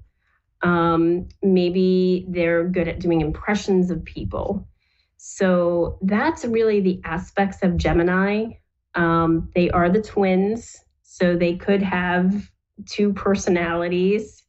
A lot of them could be referred to as, the good twin, the bad twin, the right twin, the wrong twin. There's always kind of a little bit of polarity between the twins, but either way, they always make for interesting storytellers, and they're very good at communicating. Another thing I wanted to point out, I'm looking at my book to kind of keep myself on track here. So we have something really interesting tomorrow. We have a full moon in Sagittarius. A lot of people say, well, what does that mean? What is a full moon? A full moon is basically about ending something. So the way that I look at Sagittarius is about our belief system. It's about our learning, our understanding from a philosophical standpoint about things. And I really believe with this full moon, it's about ending the beliefs that are no longer useful to us, about really stepping into our purpose and path and not fearing it, not having any type of fear of any of this, knowing that we believe in our heart and our soul that this is where we're supposed to be. And anything that's keeping us from getting to where we're supposed to be, we're going to end that. And what I say to all my clients is, go out, especially when there's a full moon, and release for this moon, since it's in Sagittarius, release those limiting beliefs about yourself or about where you want to be, your hopes and dreams, your path, your relationship with your partner, your spouse, your relationship maybe with your family, because we came here, I believe, to release these attachments. And that's the fundamental way I look at the chart. I look at the chart from a very evolutionary level of how we, where we have our most difficulties is in what we're supposed to release. So that's something that I think is very important. So go out tomorrow night and look at the moon and again, release that limiting aspect of what you believe inside yourself. Another thing that we have tomorrow is Venus enters Gemini. So it's really about you being that social butterfly, getting out there and making connections and, just having some fun and having some really good conversations. Maybe this weekend you can go and see a good show, a good comedian to make you laugh and to kind of, take the nice thing about Gemini is it's not so serious, like some of the other signs are. So those are some of the things that I wanted to share with you this week. There was one other thing that I wanted to, let me look on here. So also the moon has been in Scorpio for the last couple of days. I don't know if Scorpio being a very transformative sign, we go down deep with ourselves. I feel like that's the prepping for this Sagittarius moon to, release those limiting beliefs, go down deep with ourselves first, and to release those limiting beliefs. So those are some of the things, like I said, that I wanted to discuss with all of you tonight. Wanted to also talk about, I've been doing, and I mentioned this on last week's show, I've been doing a lot of work with Black Moon Lilith and really talking to some of my clients about it. It's really the shadow side of the individual and what they want to kind of dismiss inside their chart. I think I said this on the last show, my Black Moon Lilith is in Gemini. So I'm going to get into my Gemini aspect of who I am. And it's in the 11th house of other people. And I said that with that placement, a lot of times because my South Node is in Libra in the second house, what I do is I try to tie the chart together. So let me give you, for instance, here. Because my Black Moon Lilith, like I said, is in Gemini in the 11th house of other people, I think somewhere along the lines, I could be scared to speak up in groups of people, and primarily with my job. I have a full-time job in corporate America, and I'm building an astrology business with a corporate. I want to be a corporate astrologer as well. So just wanted to kind of mention all of that too. I'm looking and doing some of that. So now I wanted to kind of switch it over, and I wanted to do some readings. We have the first reading is for Lynn from Vancouver. Lynn, are you there? I'm here. Great. Welcome to Zodiac Zone. Thank you. Wanted to basically, so what I do is when I read for people is I'm really going to look at your soul purpose of why you're here, and also look at Chiron, the wounds that you bring in. So the whole purpose is to overcome those wounds, and also look at Black Moon Lilith in your chart, what you're trying to dismiss and not necessarily pay attention to, but is there. And this is all about stepping into your power and, of course, living your best life. So what is your birthday, day, month, year? February 23rd. 23rd February. 1972. 1972. And the time you were born? 10:21 p.m. And 21 p.m. And the place. North Vancouver, British Columbia, Canada. North Vancouver? Yeah. It comes up North Vancouver, Canada. That's fine, right? Yeah. Yep. Okay. Just wanted to make sure. Okay, let me see. Just doing a quick analysis before I go into this. Interesting. Okay, so I'm gonna tell you what it means astrologically, and then explain to you what it means, in English. Okay. So your South Node is in Leo in the 10th house, and your North Node is in Aquarius in the 4th house. And a South Node in Leo, so Leo is the sign of, Leo is all about, when I think of Leo, I think of people on the stage. I think of the actor. I think of the drama type individual. And that's not saying that you're overly dramatic. It's just you probably have a big heart, and you're probably the type of person that wears your heart on your sleeve, maybe to a certain extent. And you're a very hard worker because your South Node is in the 10th house. So you take your work very seriously. I feel you came here to embrace the group.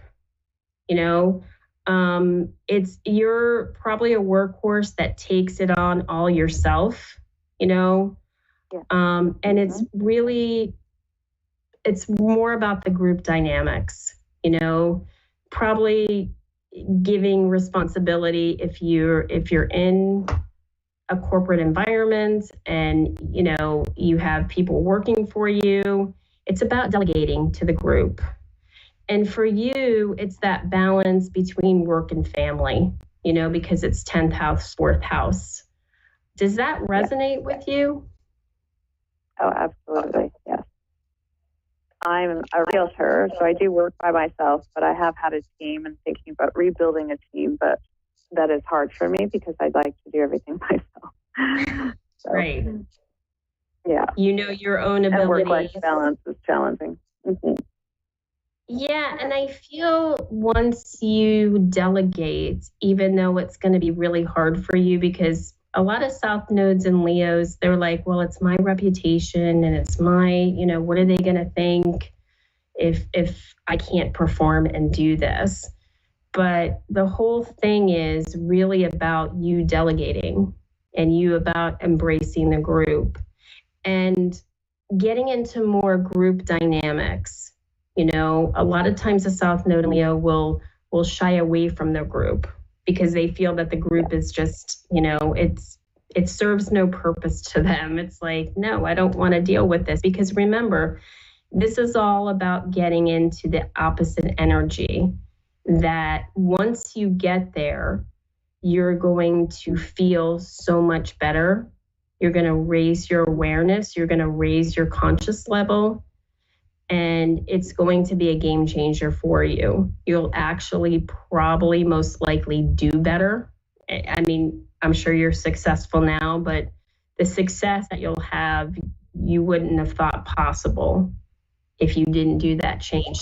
The problem is that it's scary.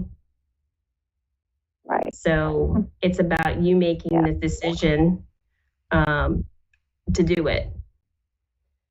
Right. So another thing I would say too, when I look at your chart, is you have Chiron in the 6th house. 6th house is house of work. It's house of health. You have Venus there too, which kind of could set off the Chiron a little bit. It's in Aries. Could mean that, a lot of times a South Node in the 6th house could feel like sickness when sickness is not there.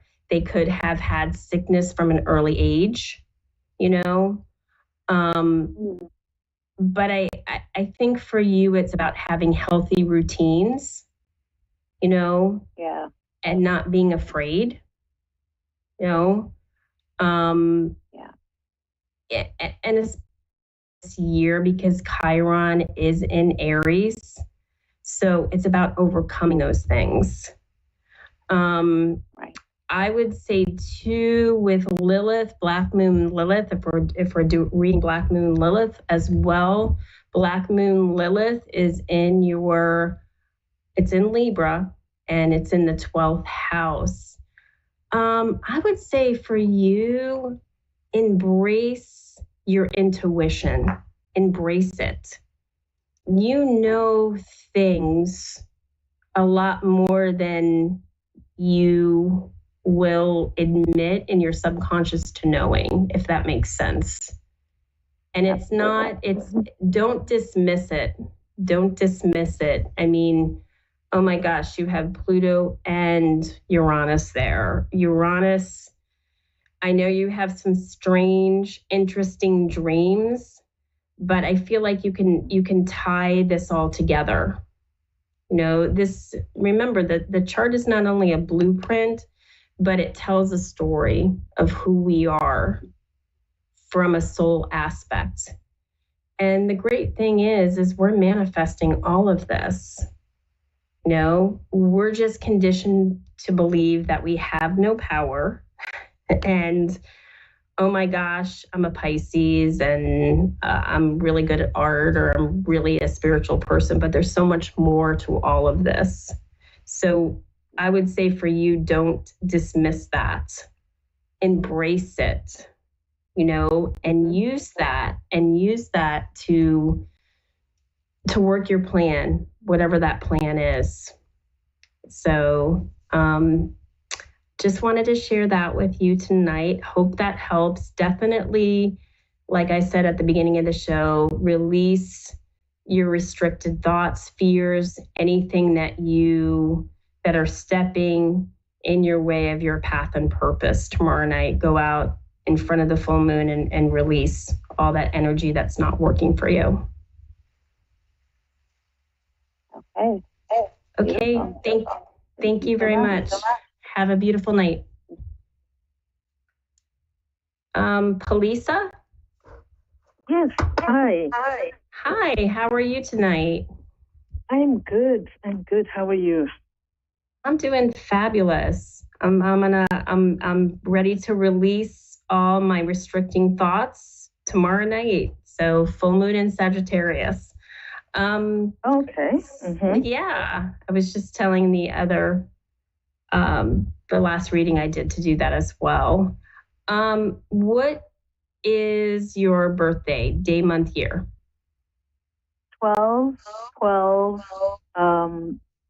65, 1965.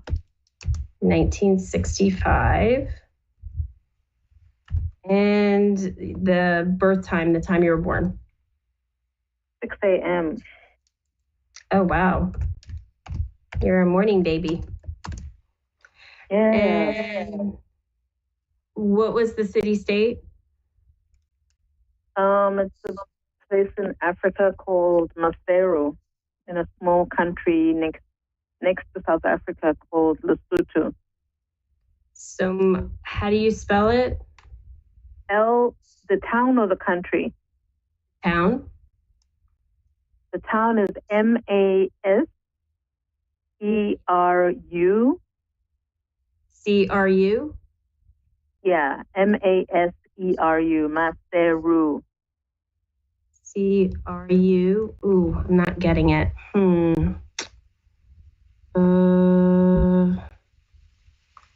You want the country? Yeah, what is the country? It's a tiny little country. It's spelled L-E. Okay, let me see if it's even in here, because I'm working in an astrology program, so I don't think I even see it. L-E-S, Lesru? Yeah, Lesotho. THO. Okay, I got it. I got that. I'm not. Yeah, so interesting. Okay, let's try it again. And then I got, and what's the, and say the city. It's MAS. MAS. Okay. Yeah, ERU, the capital. ERU. Got it. Okay, got it. Oh, fantastic. Mm-hmm. All right, not a problem. Okay. Oh, interesting. Okay. So you're a Sagittarius. Luckiest, first of all, it's the luckiest sign of the zodiac. You have that optimism on your side at all times, which is great for Sagittarians.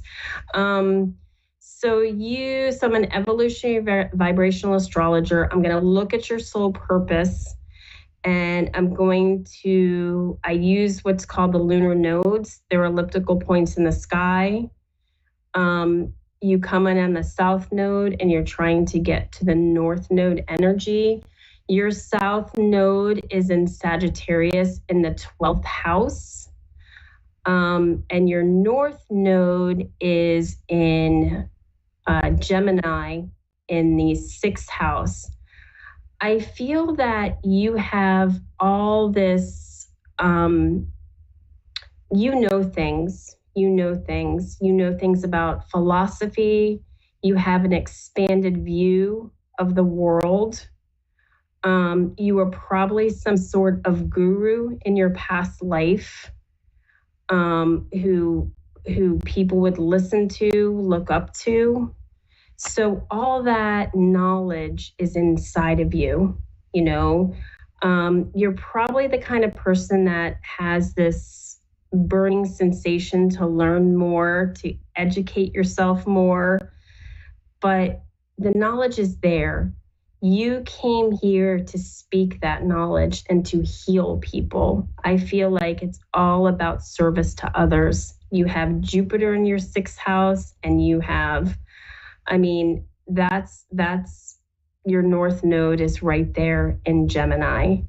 It's about speaking the knowledge that you already know and helping people heal by providing service to others. Does that make sense to you? Yeah, kind of, yeah. Okay. What is it that you do? I'm curious. Oh, I have more of a project management background, but I am thinking of moving into healthcare. I've been working in IT, and there are all these layoffs. So I'm thinking of moving into project management, coordination on clinical research, which is in healthcare.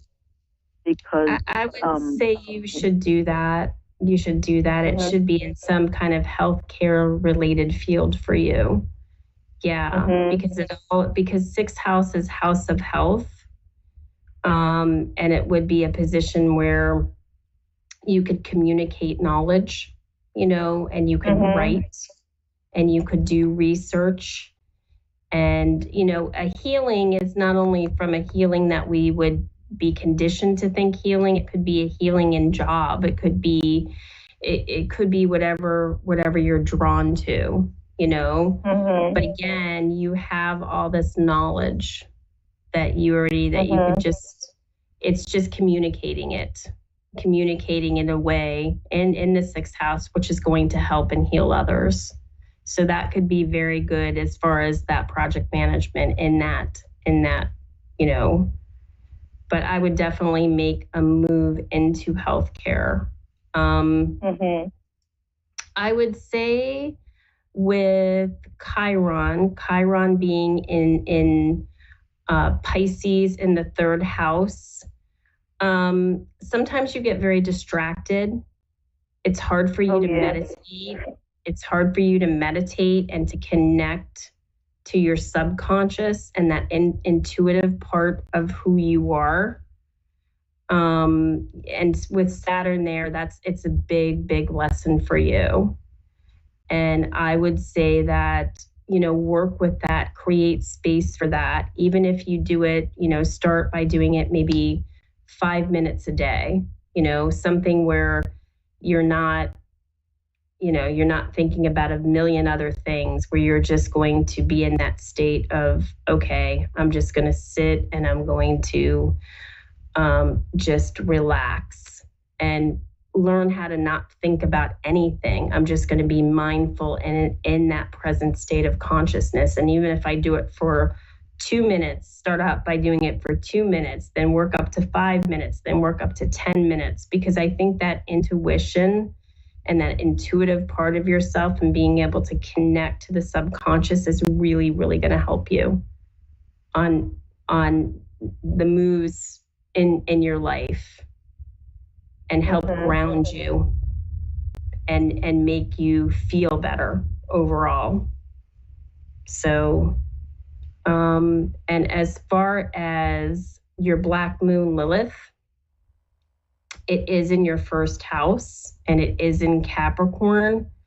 I would say don't dismiss, you're a hard worker, and don't dismiss you as yourself. You have the power to make things happen. So, and then tomorrow night, release the limiting perspectives and thoughts that you have of yourself,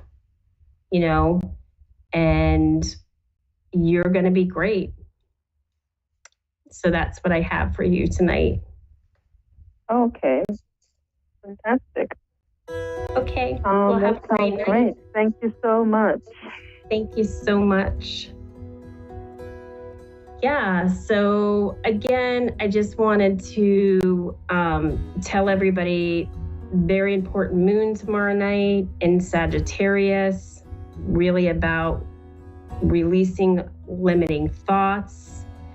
I would say play with that Gemini in Venus. I go to a comedy club, do something fun, get around some fun people, be that social butterfly that's inside of you. And just, it's like, I think that all of us take life sometimes way too seriously, right? With work, if we have children, if we have aging parents, if we are an aging parents, whatever that is. And sometimes it's just about having fun and looking at things not from such a serious lens, looking at things that make us happy, that we value. And that's what I'd like to project each and every week in my show, Zodiac Zone, giving everybody a few tips to help them be the best person that they can be. So I hope all this was really helpful for everybody tonight. And I want to wish everybody once again a happy full moon, and just take care of yourself and enjoy your weekend and play with that Venus and Gemini. So just wanted to say that, and looking forward to next.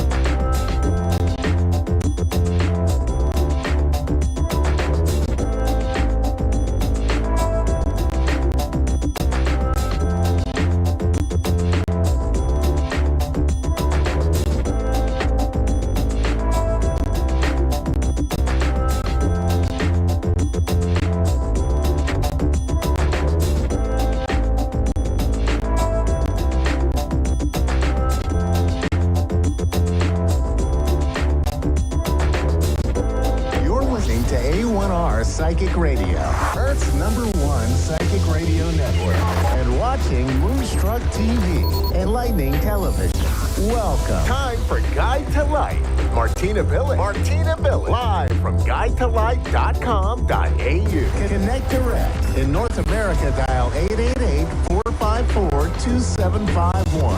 And London 20-3519-2158. In Sydney, dial 02-8488-3147. Or online, contact us through our Facebook page. Facebook.com/Psychic Radio. Or one of our websites. AskOneRadio.com or Moonstruck.tv. This is Guide to Life on A1R, the Ask One Radio Network. The Guide to Life show, and I am Martina Billig, your host for today. So, some things I've been going over with my students this week is omens. And until I get a caller come in, I thought we might talk about omens. So we might know the old black cat going across the pathway might be a sign of bad things to come, or picking up a penny, you'll have good luck, all those. But I think we can modernize the whole thing with omens. Omens really are an energetic signature of something that is going on. So when something new comes into your energetic field or your aura, you pick it up. And if we have set the intention to see an omen for the day, then we might just see something that is a little bit unusual. Now, a lot of people do say, well, what is an omen? And they might be waiting for something, really out there. But an omen, I have found in my experience, is something that's the behavior is a little bit different, or if there's something in a place where it wouldn't normally be. So, for example, you might be walking down the street and all of a sudden an animal from the zoo runs across the road. Well, that doesn't belong there. Maybe a dog or a cat does. Well, that's certainly, I would consider an omen because it's slightly unusual. And it's an unusual thing in all of our experiences. Because we all have different experiences, there'll be different omens for people. Me, for example, birds come to me as omens. So if I see birds that are unusual for my area, I will take that as an omen, and I do believe that they carry spirits and they have messages. For other people, an omen might be them kicking their toe 3 times that morning, so it could be certain things like that. The important thing is not to look too deep into whether the omen is positive or negative, but to take on that there is something that is outside of the realm of normal. And this is where we come in with omens. So by training yourself to look for omens or setting an intention to look for omens in your day, helps you become more energetically aware of things going on around you. And this heightens your psychic senses. Now, this is a wonderful tool to do to get your psychic senses working on default. And I believe we may have a caller coming through, so I'll just see who's coming through. Okay, we have Rachel from Texas. Rachel, hello, darling. Welcome to the show. Hi. How are you? I'm great. Thank you for having me. My pleasure, Rachel. You've got such a charming voice. Thank you. It's that Texas accent. Yeah, it's a beautiful accent. How can I be of service to you today?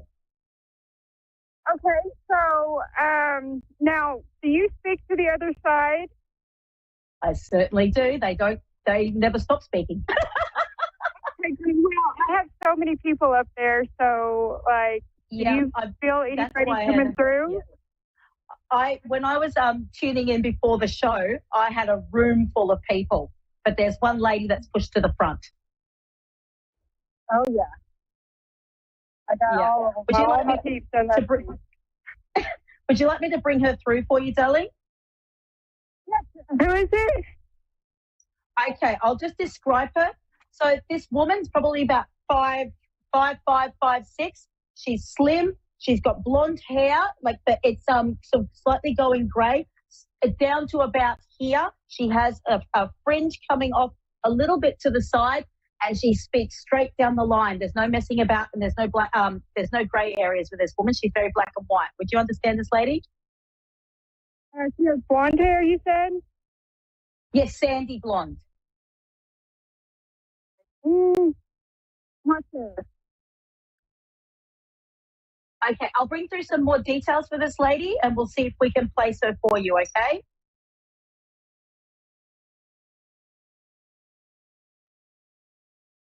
All right. I'll keep continuing. I'm not sure if I've still got you, Rachel. I thought you might have cut out. I'm here. Are you there? Oh, you're there. Good.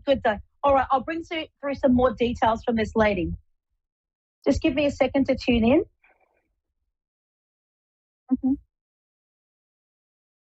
Okay, so this lady used to cook a lot. There was something in particular that she used to make, and it was like square bread, and I believe she cooked for church. There was she would always provide food for church. This lady loved to cook, but there was particular things, and they're kind of bread things. They're like squarish shape, about that size. That would have been something particular that she made. I'm also seeing that her house always smelt like food, and she was always cooking something. But people who would come around to her house, there would always be food for them to come. And I feel like people would come to either just come to eat, or if they came to her for advice or anything like that, they would always get fed. Would you understand this lady? It kind of sounds like my sister, although, I don't know, she dyed her hair, so it could be gray, but she always dyed it. All right, but she had sandy blonde hair going grey. Would you understand that? Yes. And would you understand the cooking of the food and the bready sort of food? They're like square bread things. I don't know what they are. They look like scones or something. She loved to bake. She was always baking. Okay. Now, was she straight down the line? Like it was always black and white. She would not sugarcoat anything. No, I don't think so. Okay, so this lady, I just got that she's very direct, and if somebody had a problem, she would tell you straight away what she thought about that problem, or thought what the solution is, without trying to make it, sugarcoat it. Like she doesn't soften things. No, she had a mouth on her. Yeah, that's the impression I've got from this lady. Okay, so I'm just going to connect a little bit deeper to her, and we'll see if we can get some messages, okay? Okay. All right, my darling. Just give me a minute. Would you understand there's a financial investment that is coming up for you where you have to outlay some money? I feel like there's a big decision to be made, like whether the money goes this way or the money goes that way, or if there's like a chunk of money that's being separated. Did I already get the money? There's an something's coming up to do with money where there's going to have to be a big decision made with what happens with the money coming up. Would you understand that? Well, I don't know about that, but I hope there's some money coming. Oh, okay. What I'm getting from Spirit is that there's going to be a big decision to be made with money coming up, okay? And it's going to be like a decision where you're going to have to decide where you're going to be putting money, okay? Like whether it's going to be making a big change in your life, darling. This is what I'm feeling from Spirit. Oh, well, that's kind of scary. Okay. Well, I wouldn't say it's a bad thing. It's just a big decision that's going to be coming up around finances, on where you're going to be outlaying money for something. And I feel that this could be a step forward for you. I feel like there might be something coming in that's going to actually help you step forward, and that's why there's a big decision around it. Oh, that gives me some hope. All right, I'm just going to see what else she's got to say. There's this decision, though. I'm really feeling that there's going to be a bit of help from Spirit coming around with this. I feel like it's going to be a really big decision. This might be to do with a new line of work, or a new income of some description coming in. But it's a big decision to make, so there'll be a lot of other moving parts around this decision that's going to make it hard for you to decide what you want to do. But she's indicating to me that there's someone that's very close to you, and I do believe it's a family member that's going to be helping you make this decision, and they may be involved with what this is all about, okay? And I feel like this person also that's around you and that's living, this person who's living, has already made some very good financial decisions in their life, and their advice would be really good for you to follow.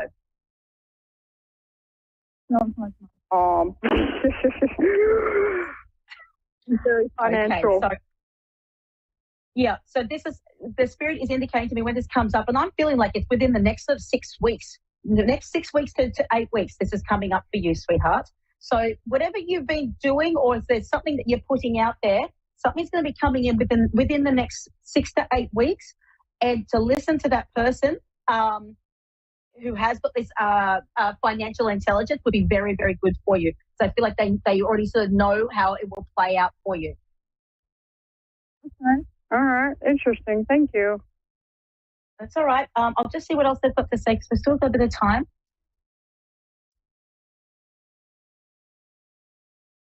Now, there's actually another gentleman that stepped in. He's got really dark, thick hair and thick facial hair. And he's kind of come right behind me and moved her to the side. And and this is something how he would stand.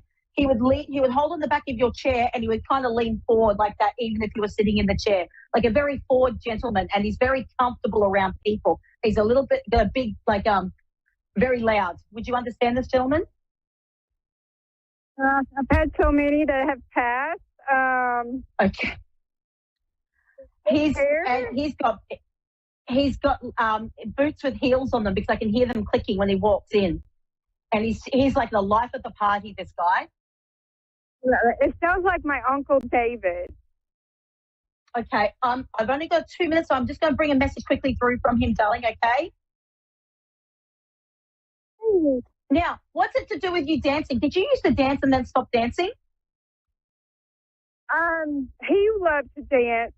He danced with my mom a lot, but I have always wanted to learn to dance. I just can't ever dance. He's saying you've got to get out and start dancing. But I have a feeling did you dance when you were younger? When you were like a young girl? I was a cheerleader and stuff, and I've been looking into dance lessons online. So well, he's giving me a strong push for you to do it. He's saying you're going to meet the most amazing people, and he said it's going to bring joy to your heart. And he's forward and he's loud. He's forward and he's loud, and he's just really pushing that energy through me. He's a delight, this guy.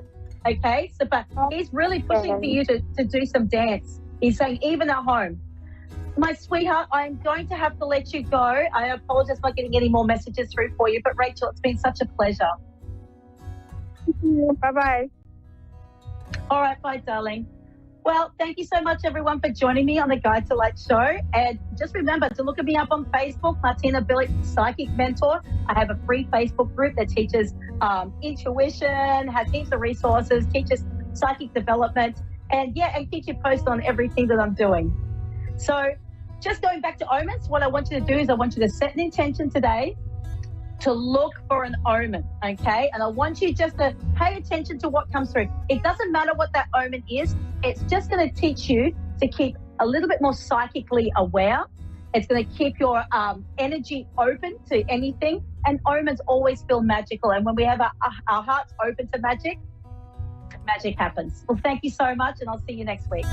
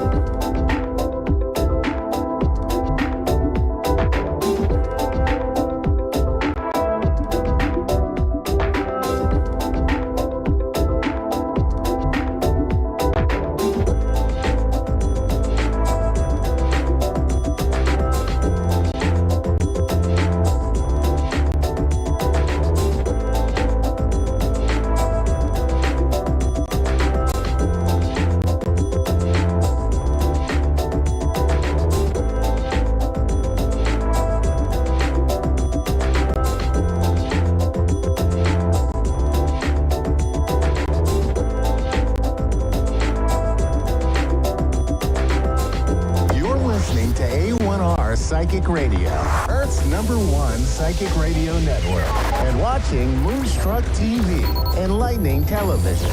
Welcome. Time for Astro Weather and Readings with Ashley June. Ashley June. Live from AshleyJune.com. Connect direct.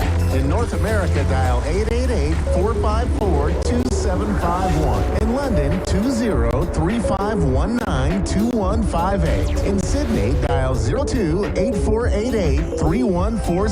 Or online, contact us through our Facebook page, facebook.com/psychic radio. Or one of our websites, askoneradio.com or moonstruck.tv. This is Astro Weather and Reading on A1R, the Ask One Radio Network. Hello, I am Ashley from AshleyJune.com, here with your Astro Weather Report for the week of May 22nd to the 28th.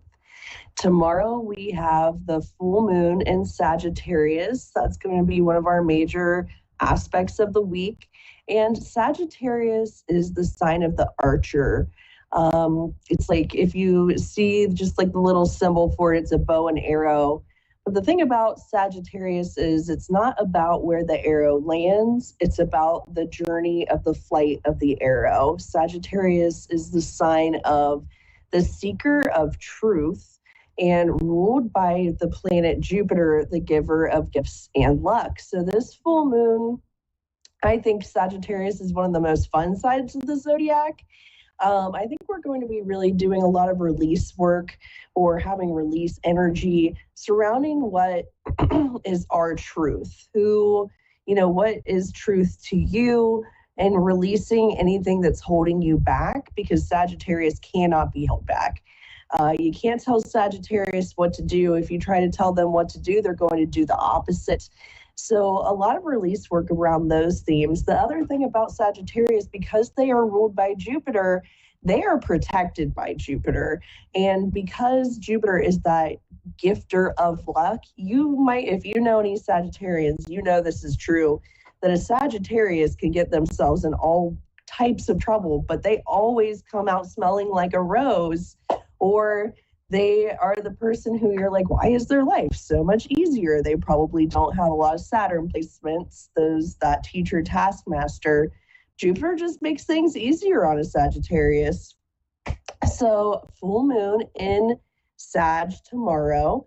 And then we will have also Venus moves into Gemini. And then on the 25th, Jupiter is going to move into Gemini. So we've got a lot of planets changing signs from Taurus into Gemini. This is going to give us a lot lighter energy. Gemini is the sign of the twins. It's an air sign. And Jupiter, when he moves into a new sign, he brings those gifts and luck to that sign. So if you're a Gemini or you have heavy Gemini placements, great for you, because for the next year, you will have Jupiter in your sign. So again, he also brings protection with him. Jupiter protects those that he rules. And whenever he shows up into your sign, he's going to give you a little bit more protection to be able to go out and really go after what it is that you're looking for in life. Always great to have Jupiter in your sign. Always very exciting. And I think what we're also going to see with this, because Jupiter makes things bigger and expansive, Gemini is the sign of mental health. It's the sign of the connection of the mind and the body. I think we're going to see on a world front more talk about this, more looking into mental health and how our brains really affect our bodies. So look out for all of those. Very exciting week. And I am ready for a caller. Julie? Yes, this is Julie. Hi, Julie. How are you today? I'm hanging in there. Is there anything specific that you've called in for today that you were wanting to ask about? Anything specific going on in your life? Yeah, my son, he just passed away. Could you tell me why he passed away? I don't know. They don't know why he passed away. He was only 36. I'm so sorry to hear about your loss, Julie. I work with angels and higher vibrational dimensional energies. So let me see what I can get here. Let's see what we have. I'm using my angel decks here.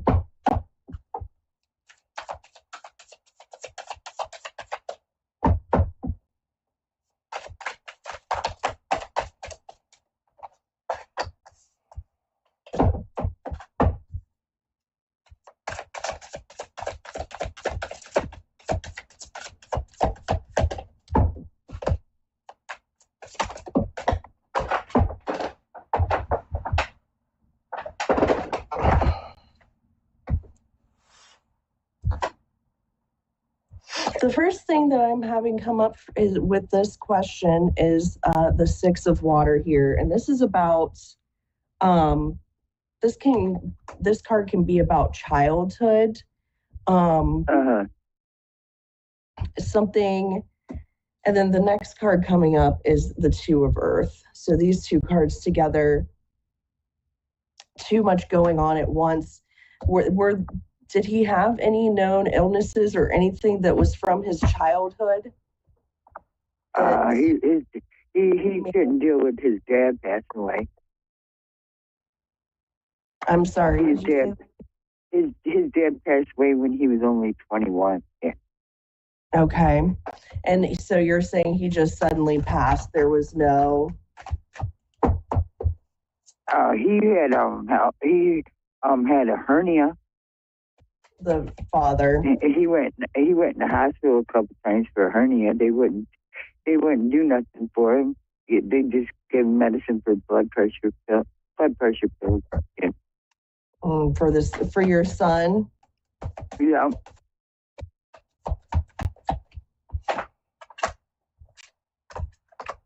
We think maybe the hernia busted or something.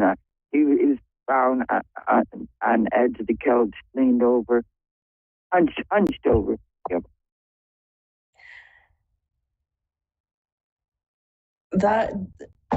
What I'm getting here is that that because of the Six of Water that's coming up here, I think that this is something that had been ongoing, but it just wasn't treated. And this Two of Earth also coming up here about a lot of different things going on, but that they weren't treated here. Let me see. Yeah. Pull out some chakra energy cards here as well.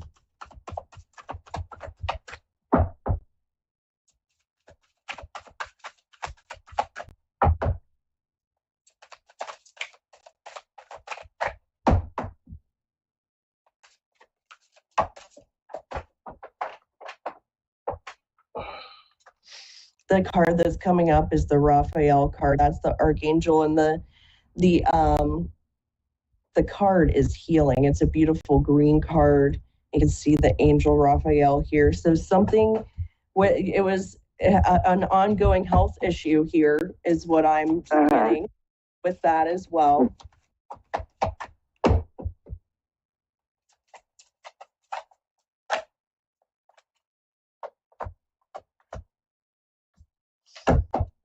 And did you ask for there to be an autopsy done to find out? Yes. They did the autopsy. It's going to take 4 to 9 months to find out. Yep. Yeah, it does take a long time. It's not something that's quick. Because he was only 36 and he passed away by himself. So yeah, they had to do autopsy. Yes. I'm so sorry to hear of your loss here. Thank you. And then the third eye chakra card is coming up next here. So what I'm hearing with this, and this is just a beautiful purple card, and it looks like an eye with the symbol of the third eye chakra. So that's about being able to see the unseen. And I think that, so you knew that he had a hernia. He knew he had a hernia. This is what I'm saying. He did know that there was an issue here, but but that it wasn't treated properly. Right. Yep. Because of that. And then I have the Knight of Air card coming up. This is a card, this is an event that happened very quickly, is what this card represents here. Something happening very, very fast. So what happened? So he didn't when it suffer. happened, it was very shocking. Yeah. Yeah, very shocking. Very shocking. And I think, and it was very quick to him. It would not have been something that was slow and painful. It would have been very quick.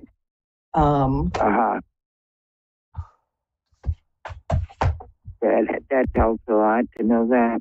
It was not suffering. That Knight of Air card, that is all about quickness. So it happened very quickly. Uh-huh. Oh, well, these jumping out of here. What's this one?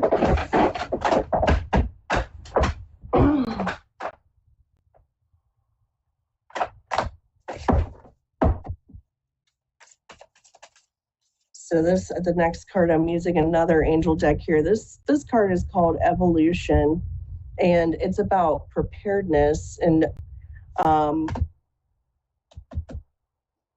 what I'm hearing is he was not prepared for this at all, and already times that this was very, very shocking. Right.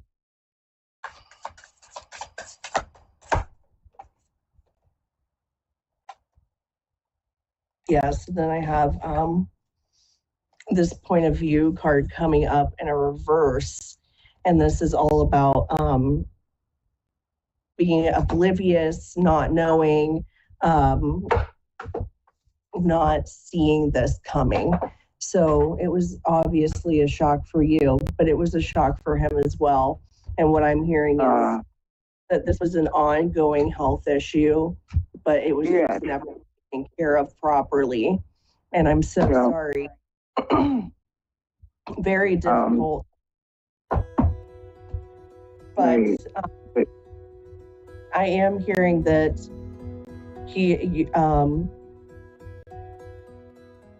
it was very shocking for him, but that he's in a good place now, and that he is in the light, and you don't have to worry about that, and that he is able to. So when you want to talk to him because he is with you, he is around you.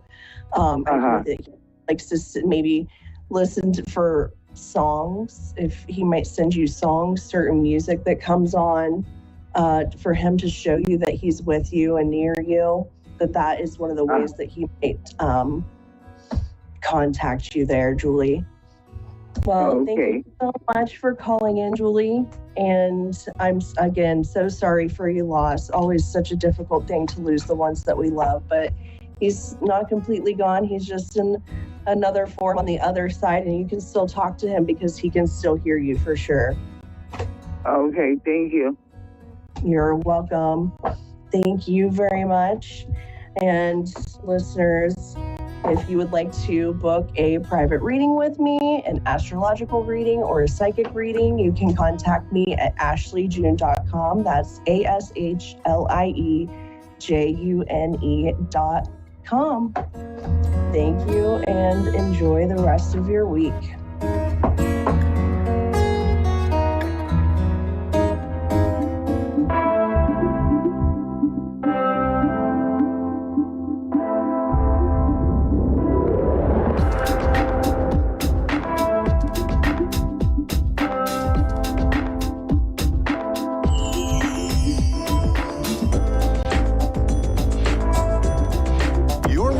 A1R Psychic Radio, Earth's #1 psychic radio network, and watching Moonstruck TV, Enlightening Television.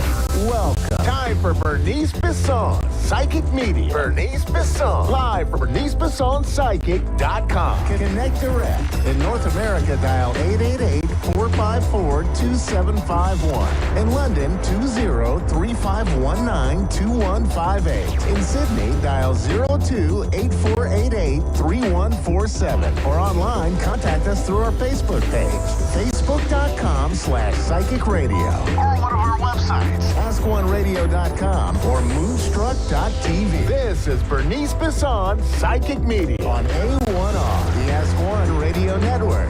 Welcome. It's Psychic Tuesday. I'm your host and guide, Bernice Bisson. And I am so happy to join you today. And we're going to get into some of the astrology going on over the next week. And but just start off, you can find me at bernicebissonpsychic.com or Bernice Bisson Psychic. I do on Facebook. I do put out a video every week, a collective reading for the week. I read many different things. I like to mix it up a little bit. And so you can find that there at my Facebook page, Bernice Bisson Psychic. A reminder, I don't have any other social media. So if anyone contacts you saying they're me, chances are it's not me. And so, because I'll never reach out to you directly. Now, let's get that out of the way. And I'm going to start with some of the energy at the top. We have some pretty major transits, a number of planets at 29 degrees, which is sort of that final degrees. It's an intense sign. I think we have 5 celestial bodies right there, and we have the transit of Jupiter. I'm going to give messages for each of the signs, sun, moon, or rising. You can listen to all 3 messages to really get a full spectrum of what's going on for you, but it is based on the next 7 days of astrology going on for all of us. I just don't want to go into all the planets only because I only have so much time on this show. So I want to get right to the messages. Okay? All right, let's do it. All right, I'm actually going to start with Taurus because we're kind of embarking on that Taurus season into Gemini.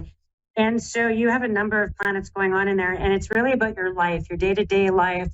You might have went through a massive transformation over the last 2 years, and that could have been around self, health, life, how you viewed the world, all of it. And so this is a bit of a rebirth for you, a bit of some fresh air. And really getting back to life, getting back to the day-to-day things and really maybe finding some joy in everyday things. And this next 7 days is going to open up things for you little Tauruses in a way where life, just the day-to-day stuff just seems to work out, and things like you get the parking spot and, someone buys you a coffee and, just small joys every day. And you're going to find that that's going to start to pick up for you and getting back to your social self. Then I go into Gemini because it's going to be all about you guys right away with the sun in your sign and Jupiter coming to your sign. And so we'd have to go back a dozen years to explore that a little bit. But there is a conjunction of Jupiter and the sun coming. And this is about for Gemini's gaining opportunities, gaining followers, gaining your reputation, gaining weight, gaining money, gaining responsibilities. Be careful what you're taking on in that because things can expand out quickly. And let's hope it's in a good way for you, okay? So stay out of trouble, you little Geminis. Just teasing. But, sometimes your shadow side could come out. So just know things expand pretty quick the next 7 days. So let's make it a good one. My little crabs, my little Cancerians, this is about getting things in order this next 7 days. This is about order, getting things organized, getting things worked out, getting things in a place where you feel like it's ready for the summer, getting all your say closets unpacked and your basement sorted out and the lawn furniture out. You're going to feel like you're getting your life in order, getting things in order. And that's going to feel pretty good. And that's going to expand out for you. And that's going to be kind of a mission even. Around that, getting organized and in order. And then Leo, this is about authority figures, parents, if you still have them, if you're fortunate enough to still have them in this carbon-based leaf bag energy, and our human energy, if you still have them. But it's about authorities, it's about parents, it's about our obligations, our responsibilities to those elders, and that could be elders in the community, that could be people, our bosses, so it's around a lot of meetings, talking to obligations, responsibilities to those, and some sort of authority to you, Leos. And that could even be you get kudos from them. You're being given thanks. You're being recognized for all the effort that you have put in and pushed up. And so you're being seen. Virgos, sun, moon, rising, of course, we're going to go down below. We're going to go to children. We're going to go to employees. We're going to go to younger friends, younger younger generations around you. And it could be about really getting on your game with technology, getting on your game with being relevant, getting in touch with your youthful side of yourself, getting in touch with young people around you, including children, and really wanting to connect and sort things with them this next 7 days. And so this could be a big time for graduations. It could be a big time for even new friendships, new dogs, new things that come in a really friendly way, that you could be developing some new friendships and petships around you. Now, Libra. Well, Libra, we're going to go to your sixth house. We're going to go to your health and your wellness, your well-being, your discipline, your daily routines. You're going to go, oh my gosh, maybe I'm going to get on my yoga routine, or maybe I'm going to get on a meditation routine. It's going to be really around your wellness, balance, your whole health, your diet, the health of your finances as well, or the health of the situations that you're in. That can include relationships and toxic people and healthy people, and you could kind of be bombarded with both, with spirit reminding you about boundaries around friendships and relationships with you. And so this is going to be around some of the health and a health check-in, and I think in a really great way. And then Scorpios, boy, this is about partnerships. This is about spouses, partnerships, business partners, people you commit to in relationships. That could be just long-term relationships, that can include friends,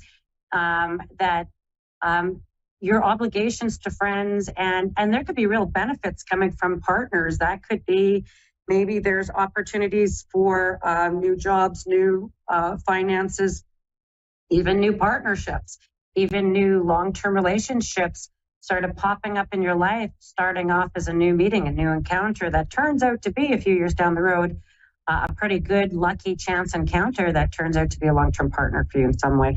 And so you're really shoring some of this up, and even your role and identity in relationships and how you partner. And this could be something that you're really working on or looking at. Okay, Sagittarians, this is about conclusions. This is about maybe ending jobs, ending relationships with certain people, ending friendships, ending, maybe you're paying off debts and you're able to end your commitments to loan payments and interest payments. And so this is a time of you concluding things. You could be finishing up any sort of tax payments. You could be finishing up any sort of paperwork that you had, really sort of trying to conclude. And this could be unfinished business that you've had with friends and partners and people that maybe you're going to have an opportunity to end things, conclude things, bring closure to things. This could even come into your psyche therapeutically, and I feel like in a really positive way. I feel like this isn't like closing one door and really plateauing and then going into another level of things in your life. So that feels pretty good for you, Sagittarians. Capricorns, it's all about transitions and transitions in your life. And this could be people exiting, opportunities exiting, old careers, old patterns, old debts, things that are just exiting, and new things coming in kind of simultaneous as you go through this transition. And I just feel like when you're in this time of transition, no, it's not a time to settle on anything, to make super decisive decision kind of stuff, or long-term commitments. This is a time just to get a sense of what's the flow is, what's coming in, what's going out, and just being really ready to surrender and let go, and then also being ready to receive. And both of those things can be challenging because we have to trust. We have to trust whatever is going on there for you guys. So I feel like the transitions are good and you're having a really positive flow. This would be a good time to feng shui your homes as well. Aquarians, it's all about your kingdom. It's all about, as far as you can see, your kingdom, people coming into your sphere, opportunities coming into your sphere. You can get new furniture, you can get new clothes, you could be gifted stuff. It's like all these wonderful little gifts and opportunities are just kind of coming into your sphere. This could be things around your home, new sets of dishes, new clothes, things that make you feel better about what's going on in your home. Really starting to change some of that stuff out there. So I feel like it's all about your kingdom and how you rule your kingdom. And maybe there's also things around boundaries with people, pets, getting disciplines in with pets, and maybe even in your own discipline cycles for things. Pisces, it's all about supports, asking and receiving asking, receiving, and giving supports to others, and receiving support yourself, and having things that could be very reciprocal. And this is a really important boundary thing for Pisces, is around allowing and being receptive to someone offering you help, and sometimes maybe asking for help, and even sometimes going into higher self, higher spirit, higher guides for help, and that there's support all around you, and that it's going to present itself through signs and symbols and opportunities and people and synchronicities that are going to show up the next 7 to 10 days, really showing you where your strength and supports are and where those support systems are. So that feels pretty good as well for you, Pisces. Then I go to Aries. Didn't leave you guys out. Aries, rehab, rehabilitation, rehabbing your identity, rehabbing your reputation, rehabbing your wardrobe, reorganizing, redoing, repurposing things that are going on around you. You just don't have the heart to throw it out, but you want to use it in new and exciting ways. And it could even be rehabbing some old wounds and hurt feelings. You could be in a place where you're really going through a rehabilitation process in terms of your identity, self, and ego. And you have that chironic asteroid and that's been a big thing even since April, around really healing some deep-seated wounds for you, little Aries. And that could be really around ego and really knowing when to run forward and when to hold back. I think that's sometimes the biggest lesson for Aries, is knowing when to charge forward full blast and when to just hold on, so you don't get too caught up in. And so that's the next 7 to 10 days for all 12 signs, sun, moon, and rising. Please listen to all 3 in your sign. And again, you can find me at bernicebisonpsychic.com. And we're going to get into some wonderful readings now. And I have Sophia from Worcester, UK. Sophia. Hello. How are you today? How can I be in service to you today? I want to know about my love life, please, if that's possible. Oh, I love life. That's my favorite. What's the day and month of your birthday? I'm the 14th of July, 1990. Oh, okay. And so I'm going to start kind of a little bit in the bigger picture around July 14th and around some of the astrology that shows up around that. So this birthday you're coming into, if I looked at 714 and I added it together, I get 12. 1 plus 2 is 3. 3 is the number I'm looking for. It's your karma number. It tells me your life cycle. And if I look at your birthday coming in, 2024 is an 8. I add your 3, I get 11, which is a master number. But 1 and 1 is 2. That's where I wanted to get to, where I find that your birthday this year to your birthday next year is about pairing up. It's about coupling. It's about connecting. It's about one-on-one, not group, not big rooms full of people kind of connections. It's finding balance, because sometimes my little crab Cancerians get kind of overwhelmed if their space is invaded too much. That could be their personal space. So relationships are a fine balance of someone who can be disciplined and contributing and reciprocal in relationship, and then people who just get out of your way because you need a day with nobody. You need no peopling day. And as you sort of oscillate sometimes between that, you need a flexible partner who kind of sees that, understands that. Now, there has been, and I'm going to go back 12 years. It has been a bit of an interesting ride for little Cancerians. And now that you've got Jupiter sort of going into your 12th house, you're going to find that people from your past, situations and patterns from the past are going to be a bit of a theme, even the last couple of weeks going into the next year. And they're to remind you what worked in the past and what did not work in the past. You've had a number of planets that moved out of your house of partnership. And boy, oh boy, Sophia, since 2019, you had 7 celestial bodies all lined up in Capricorn, which have made a number of challenges in terms of relationships. And now the last planet, which was Pluto, sort of has eked its way into Aquarius. But see, it's going to retrograde over the summer. And along with Jupiter headed into Gemini, which is like your 12th house, to expand out karmic connections, karmic past connections, closing them, embarking on who you are as a self which is really important. And this last year or so would have taught you a few things about the self, and that you need to take up space. You can't have people in that intimate area sometimes of self, because you need the time to recuperate, because since 2019, you would have been really depleted in relationship. It would have really been where you had to put in the effort, and more effort than you would have received, way more effort than you would have received. And now the shift in this is this. You have all of this wonderful karmic friends, connections, opportunities. And I want you to go kind of pre-COVID, okay? And go to that time in your life. And what was sort of just bubbling up? What was sort of just peaking up for you then? Because I feel like you're going to get tastes of that again to make you come to a place in your life of, do you want to move forward, or do you just want to end relationships with people? Because I got to say, there is, you've got, and I'm going to just be so bold, okay? Now, this is where I'm going to be bold, Sophia. I feel like there's going to be two divine masculine energies, two male energies. One is a committed partner, long-term partner that seems to show up around you, that seems to come to I think you're going to have an abrupt ending and abrupt beginning.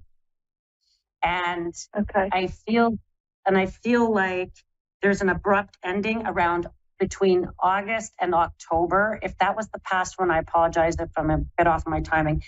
And then you've got kind of a similar but abrupt starting between April and August timeframe, which would be right now. Okay. And they're literally sort of crossing paths with each other. So you might be just communicating with someone from the past and then someone new showing up. And I feel like when you're, there's something coming for you. It's funny. I'm just going to leave you this because I only have about a minute left with you. There's something about when you're invited to go to weddings, celebrations, something about a seaside or by the seaside. It's like a seaside venue. That you'll be, and I'm going to say you're going to know about this within 3 months. And there's something about a very karmic connection there in terms of your love life. I feel like you're going to be pulled between water and earth sign around this connection, but seems to be showing up as something out of the blue. But you also have something that needs a conclusion, and it could be bubbling up even unexpectedly. Okay. Thank you, Sophia. Thank you. Thank you. You're amazing. Oh, you're amazing too. And we found each other because we're both amazing. That's how spirit works.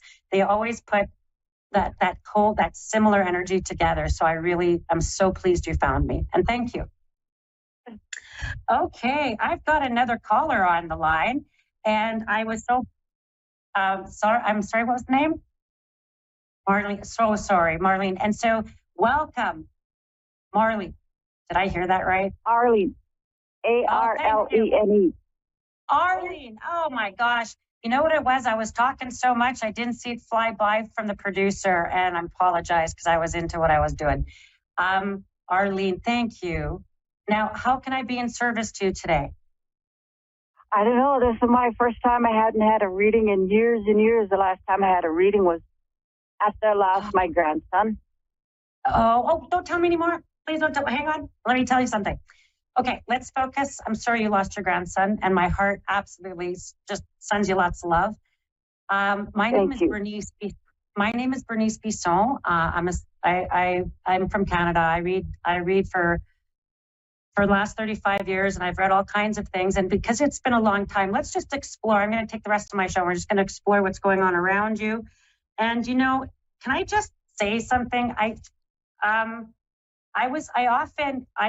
do my show notes, and I'm holding up a piece of paper to the screen. You may not be able to see it till you see the recording.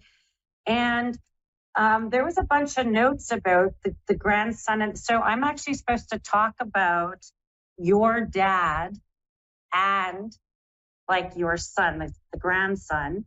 And I'm supposed to talk about together, and that that I was supposed to tell you that nothing would have changed if you had acted differently, and that you've beaten yourself up, and that you've tried to intervene in the care several times, or you tried to intervene, and ironically, your grandson and your dad are kind of similar in some way, in that you would have had some real beating yourself up, and you don't need to. And I'm going to say that nothing would have changed, and they wanted me to tell you this, so I'm going to just hold this up because they record this, and then you can see my writing because it's really scratchy. But whoever was supposed to tell this to was that there was also something, they made a reference to someone's care in a hospital, and that they actually referred with turmoil. There was a lot of turmoil, and that there's also worried about a husband figure, and that there's an L name, like I put like Linda. I didn't know the name, and I just put like, and then the S name, and that 2 H's showed up. Those are the letters. I didn't know what to do with them, but I wanted to say this to you. There's 3 other members in your family right now, my beautiful friend Arlene, that somebody has some legal stuff or legal issues. And I'm supposed to tell you that it's gonna, where they feel lots of stress, I feel like they're going to be relieved to learn that it ends. There's a decision. There's something that comes that really ends what might have felt like some turmoil. Okay? And wow. I don't know that, I feel like you might be waiting for an answer, or you could be waiting for a conclusion. And I feel like it's coming, and I feel like, boy, I want you to have the biggest voice in the world, Arlene, and I want you to shout out your grandson's name from the rooftops, because I feel like, because there's 2 the same name. It keeps bugging me. I'm sorry. I'll keep thinking about it, but keep getting 2 the same name, 2 people with the same name. Also, I'm supposed to ask about the baby boy, like a little boy. Alive. My grandson? My youngest grandson? Yes. Who's alive, yeah. Yes, who's alive. The little guy who's alive, I feel like he sees them. He sees the older I believe man he does. Together. And did you have to take care of a dog? Someone's dog? Yep, I just lost him. Oh, girl, they're all in good hands. They're all in good hands. I just know that. I'm so happy you found me today, because I just feel like I didn't know who this message was for. And I just feel like I'm supposed to just tell you your dog's in good hands. I keep also seeing that, I feel like someone might give you a picture of your dog. They could put it on something, like they'll put it on a blanket, or they'll put it on something where they'll give you this picture of your dog. And I feel like it's really meaningful. And that I also feel like there's something about someone's leg, their surgery or problems with a leg. And that could be my sister. I'm sorry? My sister's knees are bothering her. Okay. That there's something about, she might wind up needing to get some sort of shots in her knees, or something about some sort of medication or treatment around that, because it could be kind of chronic around the knees, something degenerative going on. Okay. And I'm also supposed to tell you that there's one of your kids, one of the kids, I want to, it's fine. I want to talk about 2 sets of kids. So I'm a little confused about I'm talking about this, but I want to say that someone has a new job coming, a new work, and they want new work. They want this new job. They want to return to work. There's something important about that. And I feel like we're going to hear about that within 3 months. And I feel like it's really quite positive. Some news coming from, that could even be your kid-in-law, I do want to say something kind of crazy. Do you have friends in Canada? Ceremonial friends. Oh, okay. I don't know. I feel like you could get an invite to Canada. I don't know. I feel like if you do, it's worth it. But I've always been wanting to go up there and talk to. Something happened in the lodge. That's why I left. They did something to my dad, and I've never been able to let it go until just recently. They stole his sacred items. Oh, with stuff from your dad. Yeah. After he passed, they took all his sacred items and didn't give them back to me. Oh, and do they have the connection to Canada? Yeah.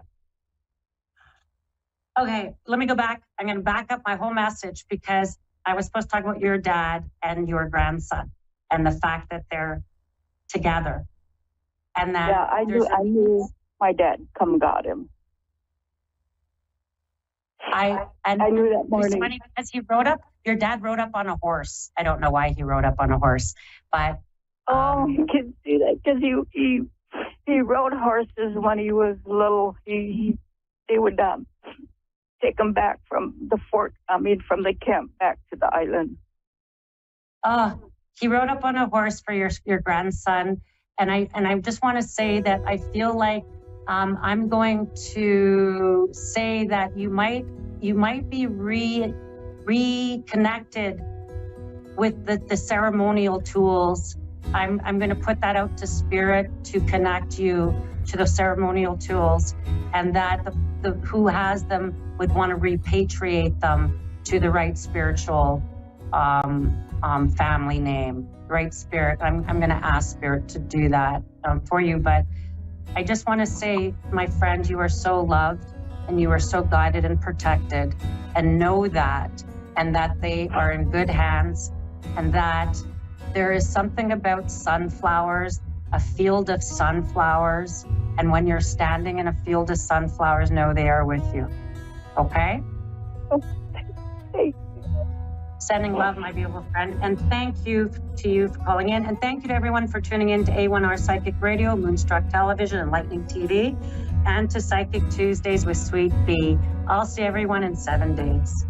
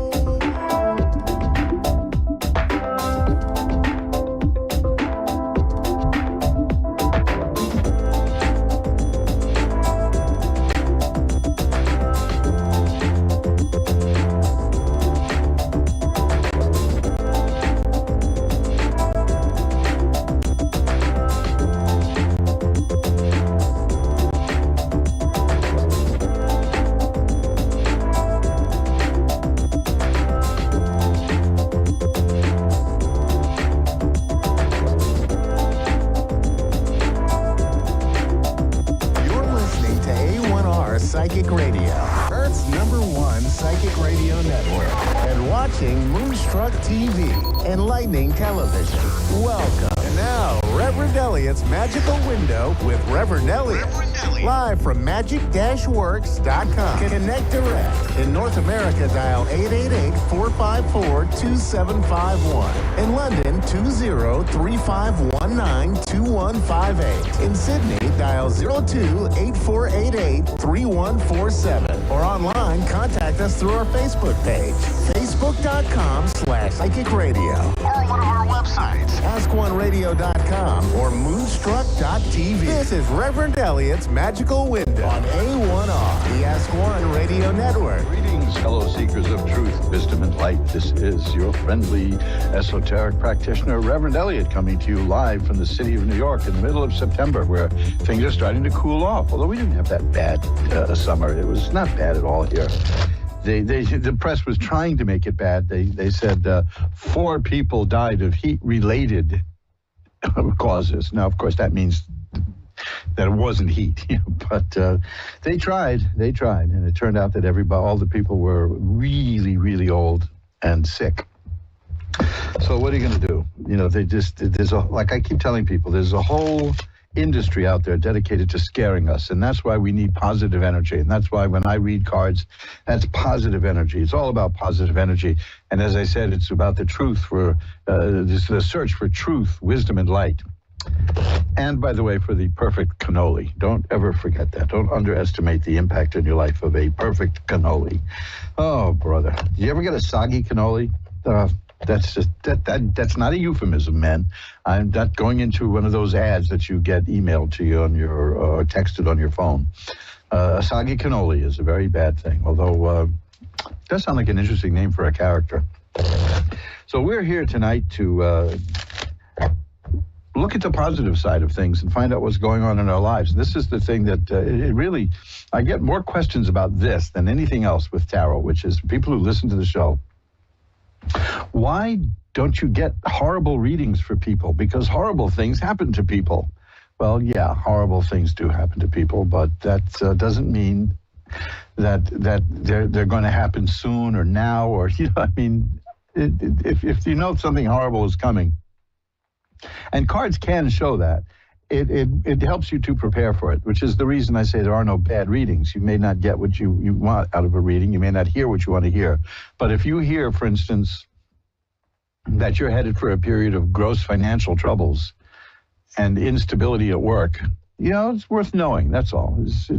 It could change in a week or so. Or you having that information, you could do something about it and avoid it entirely. None of this is written in stone. It's not like the movies where somebody looks at a tarot card and says, here's what's going to happen to you, and it happens, and it's invariably, like a planter falls off a ledge and kills him. It's highly dramatized.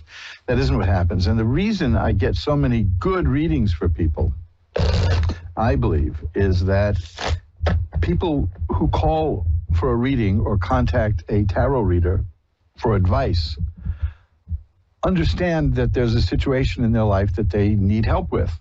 Now, that's 90% of the battle right there. And then they want advice, and that if they're willing to take that advice, that's the rest of the battle right there. So you're way ahead of the game if you know that there's a problem. I mean, we've all seen people who are essentially blissfully happy and they don't realize they're walking into a buzzsaw. I had a marriage like that once. You can't tell them anything, but oh man, if I had been reading cards in those days. But as I say in my book, I detail how I discovered all this stuff in Reverend Elliot's Magical Window, the book and CD set that'll show you how to read tarot. I found tarot as although I had been aware of it, of course, I found it as a direct result of a marriage breaking up. I moved out of the apartment and moved into a new one, and there was a sofa, a desk, a Barca lounger, and one book that someone had left in the apartment. And that book was The Pictorial Key to the Tarot, which is informative in the sense that a typhoon will clean things. It's informative, but it's destructive in many ways. It's the most popular book about tarot ever written. It's still in print. It came out about 1910. And it was associated with the Rider-Waite tarot deck, which is everybody's favorite tarot deck. It's in everyone's collection. It's always the first one people get. I'm not using it to read now, but I have a Rider-Waite deck right there on the desk here. I'm using the Hanson Roberts tarot, by the way, for those of you who are curious. And the book is just awful. The book is filled with sentences that are paragraphs long, and it hides more than it conveys, which is not good for an informative book.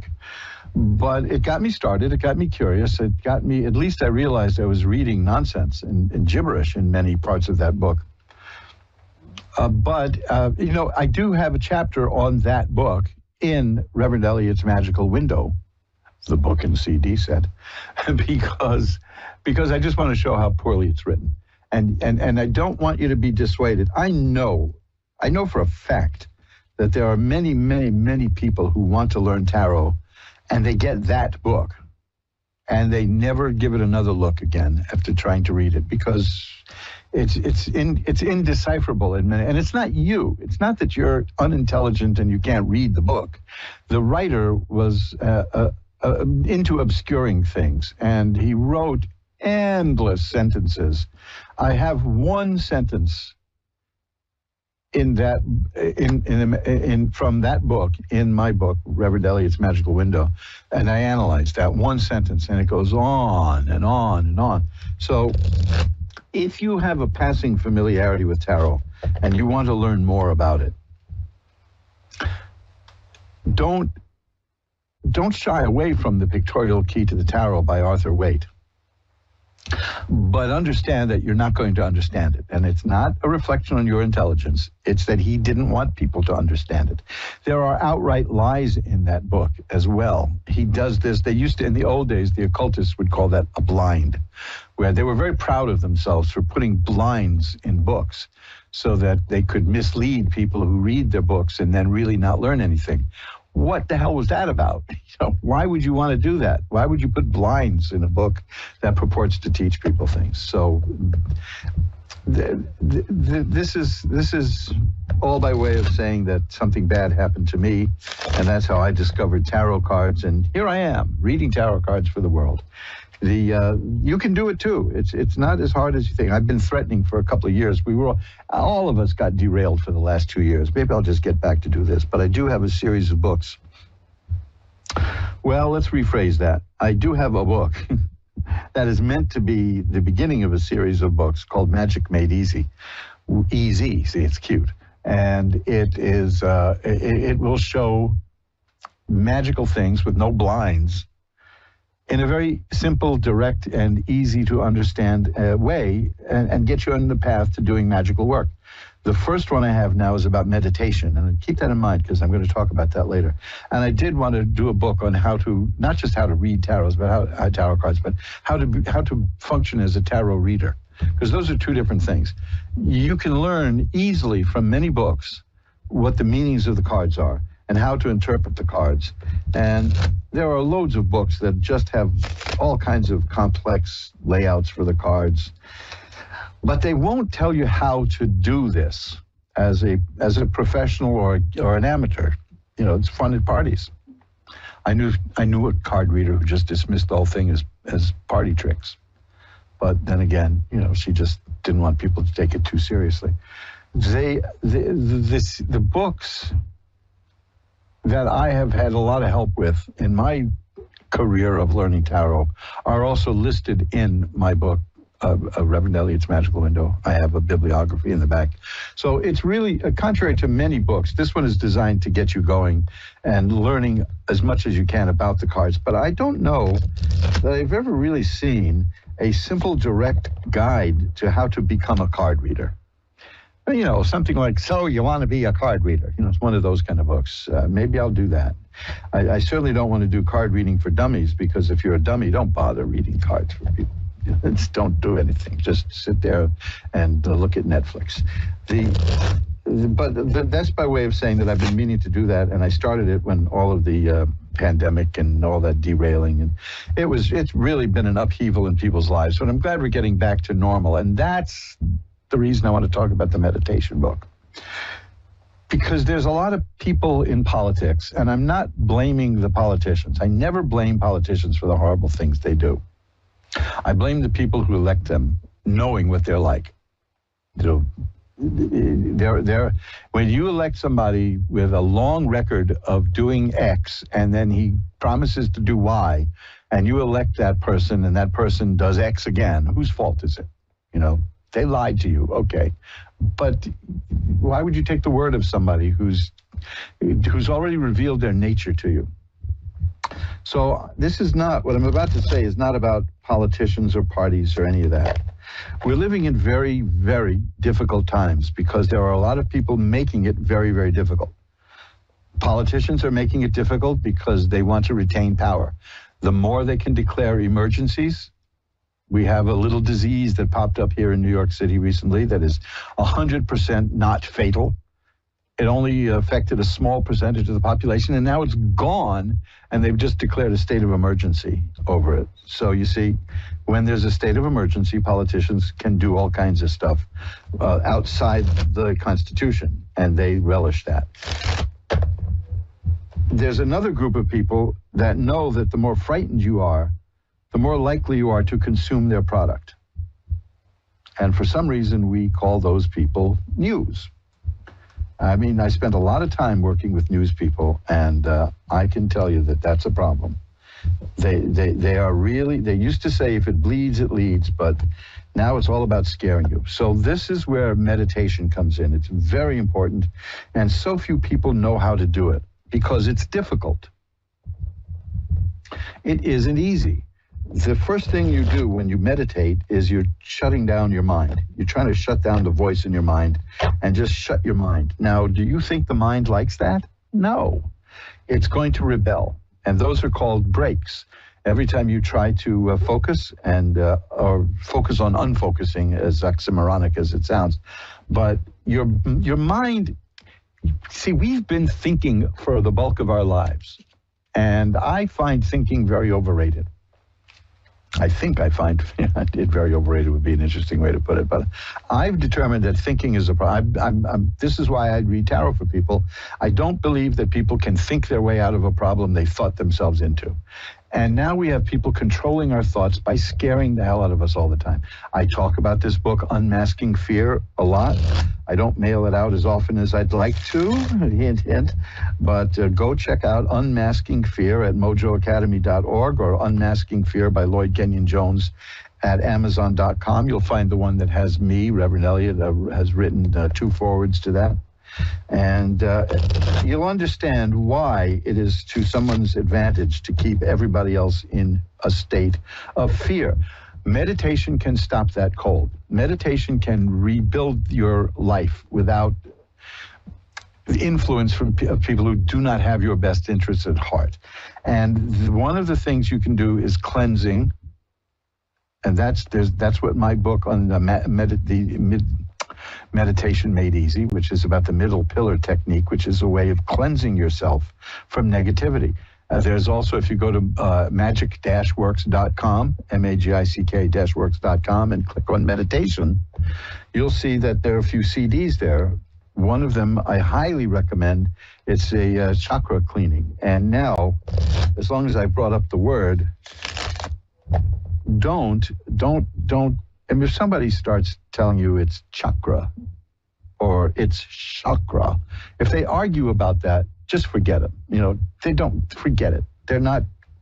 These are not grounded spiritual people. It's like all, right? We all know what all means, or do we? All can mean the thing that you punch a hole in leather with. All can mean everybody, but to my friends in Arkansas, it's petroleum. Going to get to the all well, going to get some all for the car.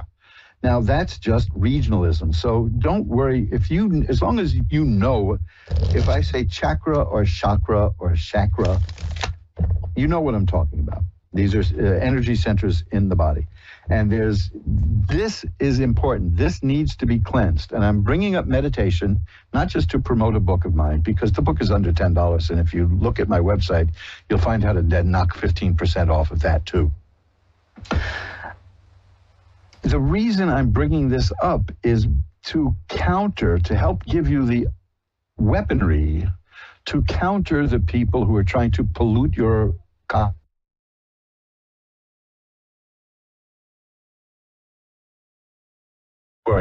and worrying, because especially with the people who call themselves news media, they have people right now worried half to death about. That's not natural. As some very wise person said, that worry is a down payment on a problem you may never have. It's okay to be concerned. It's not really fun to go through life with blithely and blindly. But worry, you don't worry. Just don't do that. You see, problem solved, right? But who doesn't worry? I've done it, still do. And then I do meditation, and I cleanse, and I balance my mind.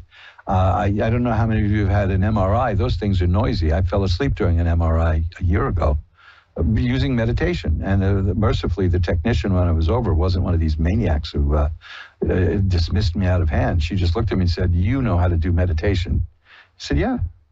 I mean, how else am I going to get through all that noise? You lie there for an hour in this machine that makes a racket. So, I pictured myself under a big tree, and there were weird birds in that tree making those noises. That's all I did. Next thing you know, I'm asleep, which makes it easier for them, makes it easier for me. I want you to keep meditation in mind, because for the last couple of years, you have been put under a great deal of pressure. Now with the economy collapsing, and it is, because as I've said many times, any classically trained economist, which I'm not, but I'm informed about these things, as many other people are, will tell you, but this is new. There hasn't been inflation like this for 40 years. The only way to get rid of inflation decisively and finally and keep it at bay is through a recession. And that hurts. The cure is difficult, but it pays off. And so when we hear about the Federal Reserve and other agencies trying to stop the pain and keep the employment numbers high, forget it. They know that they've got to go into recession. They've got to, especially since, the inflation is going up and up and up, and we haven't even gotten to heating season. So, here in the Northeast, so forget it. A lot of people worrying. My joke of the day was, I now get less exercise toting $150 worth of groceries up 3 flights of stairs than I got toting $40 worth of groceries up 3 flights of stairs 6 months ago. See, that's groceries for you. So you can't ignore these things, and you can't say, say to somebody who's deeply worried, stop worrying and watch what happens. First of all, you'll lose a friend, but there's nothing to be worried about. No, see, that kind of stuff doesn't work. If you're worried for a reason. Fear is the root of worry. Fear is the emotion that lets us know that something dangerous is happening to us. You'd be dead without it. I'm the same way with anger. I don't say, don't get angry. Don't be angry. No, anger is the feeling you have that lets you know you've been treated badly. Now, when it's constant, then it's rage, and that's not good for you. So meditation will help you with anger too. And if you're not angry, as they say, right? They used to say, if you're not angry, you're not paying attention, which is nice, because that's almost a way of saying if you're not angry, you're just stupid and ignorant. That's a really good thing to say to people. That really helps you win your point across. By the way, you're a blithering idiot. That's what did anybody ever call you that and then smile as if they've proven a point that you would then agree with? And remember, we all do stupid things from time to time. That doesn't mean we're stupid. Okay, that's the verb to be. I am stupid is not the same as I just did something stupid. And there you go. And so I want you to look at my page on meditation at Mojo Academy, that's the other one, at magic-works.com, magic-works.com. Just look at the meditation page. You'll even see a classic meditation from years ago. It used to be available on a bootleg cassette.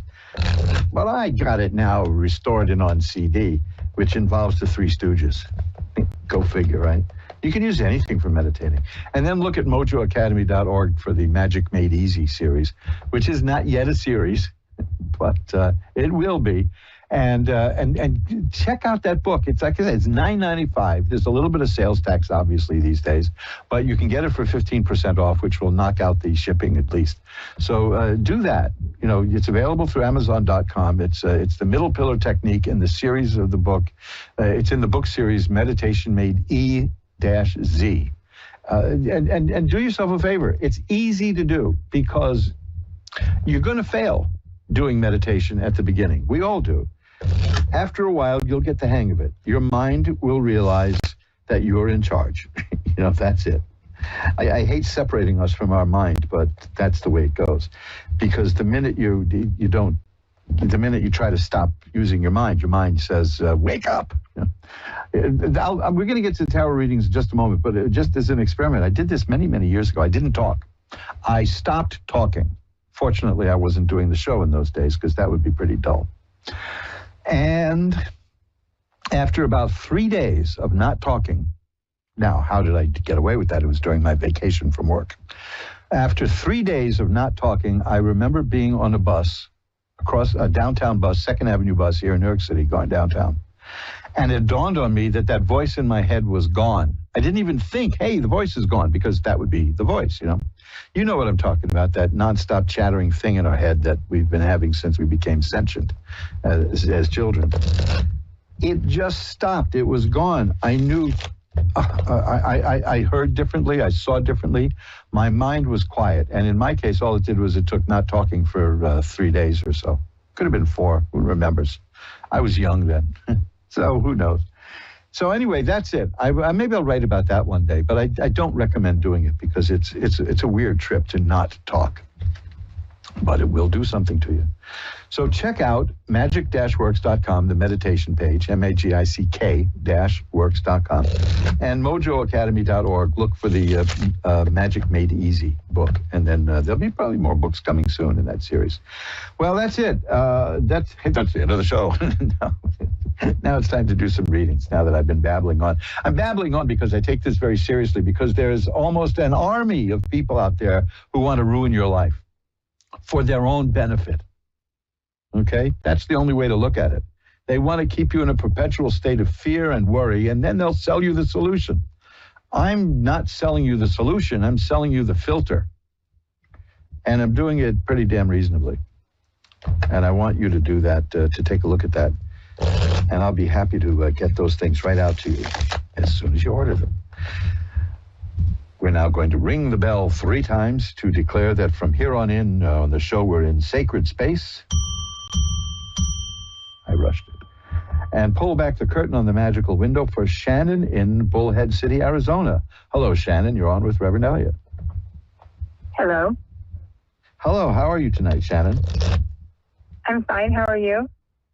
I'm doing well. What can I look at for you tonight? I'm just kind of lost right now. There's so many things that I lost my daughter a year and a half ago, and I would like to be able to see if she is okay. And I'm not okay. I have been broken since then. I can't. Well, yep. Excuse me? That has been called, you know, the price of love. At times it's grief, because we remember that the people we've lost, and it hurts. It hurts a great deal. And I tell you, one of the things is we don't ever get over it. We just accept it and internalize it, and maybe the happier memories start to take over from the good ones, from the bad ones, you know, from the painful ones, or the painful feelings, because memories can be very good too. But, I mean, I'm not telling you anything you don't know, obviously. I'm going to look at the cards to see if we can get a message. But if you feel that this is interfering with your life, see if you can get some professional help. And I'm not talking about drugging you, because I've known too many people. I mean, I'm not putting down drugs, medically prescribed medications from somebody you trust and knows you. Mm-hmm. But I've known too many people who have had an immediate loss of someone very close to them, and the first thing the doctors will say to them is, "We'll put you on something here, and get rid of that feeling of sadness, because you're not sad because your chemicals are imbalanced. You're sad because you bloody well lost somebody you loved. You know, but you may need a little something to get over the hump, so to speak, because you know you don't want this to bring your life to a standstill. So let's see what we've got here, okay? Okay. Well, you know, I'm getting cards right now that are literally cards that I always get with readings like this. I mean, this is you could, and I'm not putting you on. You could go to the archives if you're a masochist and listen to many of my shows, and you will hear these readings have this exact series of cards, and I'm going to read it to you now. The first is the death card. And the death card is the card, one of the few cards I look for that tell me that this is going to be an afterlife reading for obvious reasons. The next card is the Nine of Swords. And that is a card of tremendous sadness. No surprise, right? No. So the card after that is the Ten of Swords. Now, this is where I get these cards exactly in this sequence almost every time I do a reading, because it's going to culminate with a message. The next is the Ten of Swords. The Ten of Swords is a card that means the worst is over for me. Okay, the message is beginning. There was a rough time near the end. I'm sorry? This was your daughter you're talking about, right? Yes. Things were very difficult for her near the end, is what I'm seeing. But, yes. But what this card means is that that pain is over. That pain is done. The next card is the Temperance card in this deck that almost always shows up. That card means balance is restored. And I'm taking this as a message through me and these cards from the Spirit to you. And that is getting to be easier and easier to do at this time of year as we get closer to the autumn years, when the veil months, when the veil is thinner. That it's the message that it says I'm doing all right because my spirit is finding balance. Okay. Now, the next card is a difficult one to deal with, because it shows a happy family, and you're not happy. But it's but I get that card a lot too. The thing here is it's saying, I know you're hurting. That's the Nine of Swords. But for me, there was great pain, but it's over. That's the Ten of Swords. I'm finding balance in my life again. That's the Temperance card. And I want us all to be happy where we are. And that's the Ten of Cups. You can get online, do an internet search, and find pictures of these cards, and you'll see what I mean. The Ten of Cups is happy. The message is, it's almost an apology for the pain in a sense, because there's an acknowledgement that you're both feeling pain over this. But I am balanced. My spirit and soul is coming into balance, and I want us to be happy. And that's the Ten of Cups. Okay, so that's the message I've got. Okay. Now I will light a white candle tonight to send positive energies to both you and the spirit. Okay. When you speak of the spirit, is it her or just the spirit of? No, this is her. I'm looking. I'm looking at her. Does that mean she's okay? Yeah, in fact, I just got the Sun card, which is about healing and health and growth. That's the spirit is saying I'm doing okay because I'm coming back. My life was out of balance, but I'm finding balance in my soul now. That's the message. I get that often. Okay.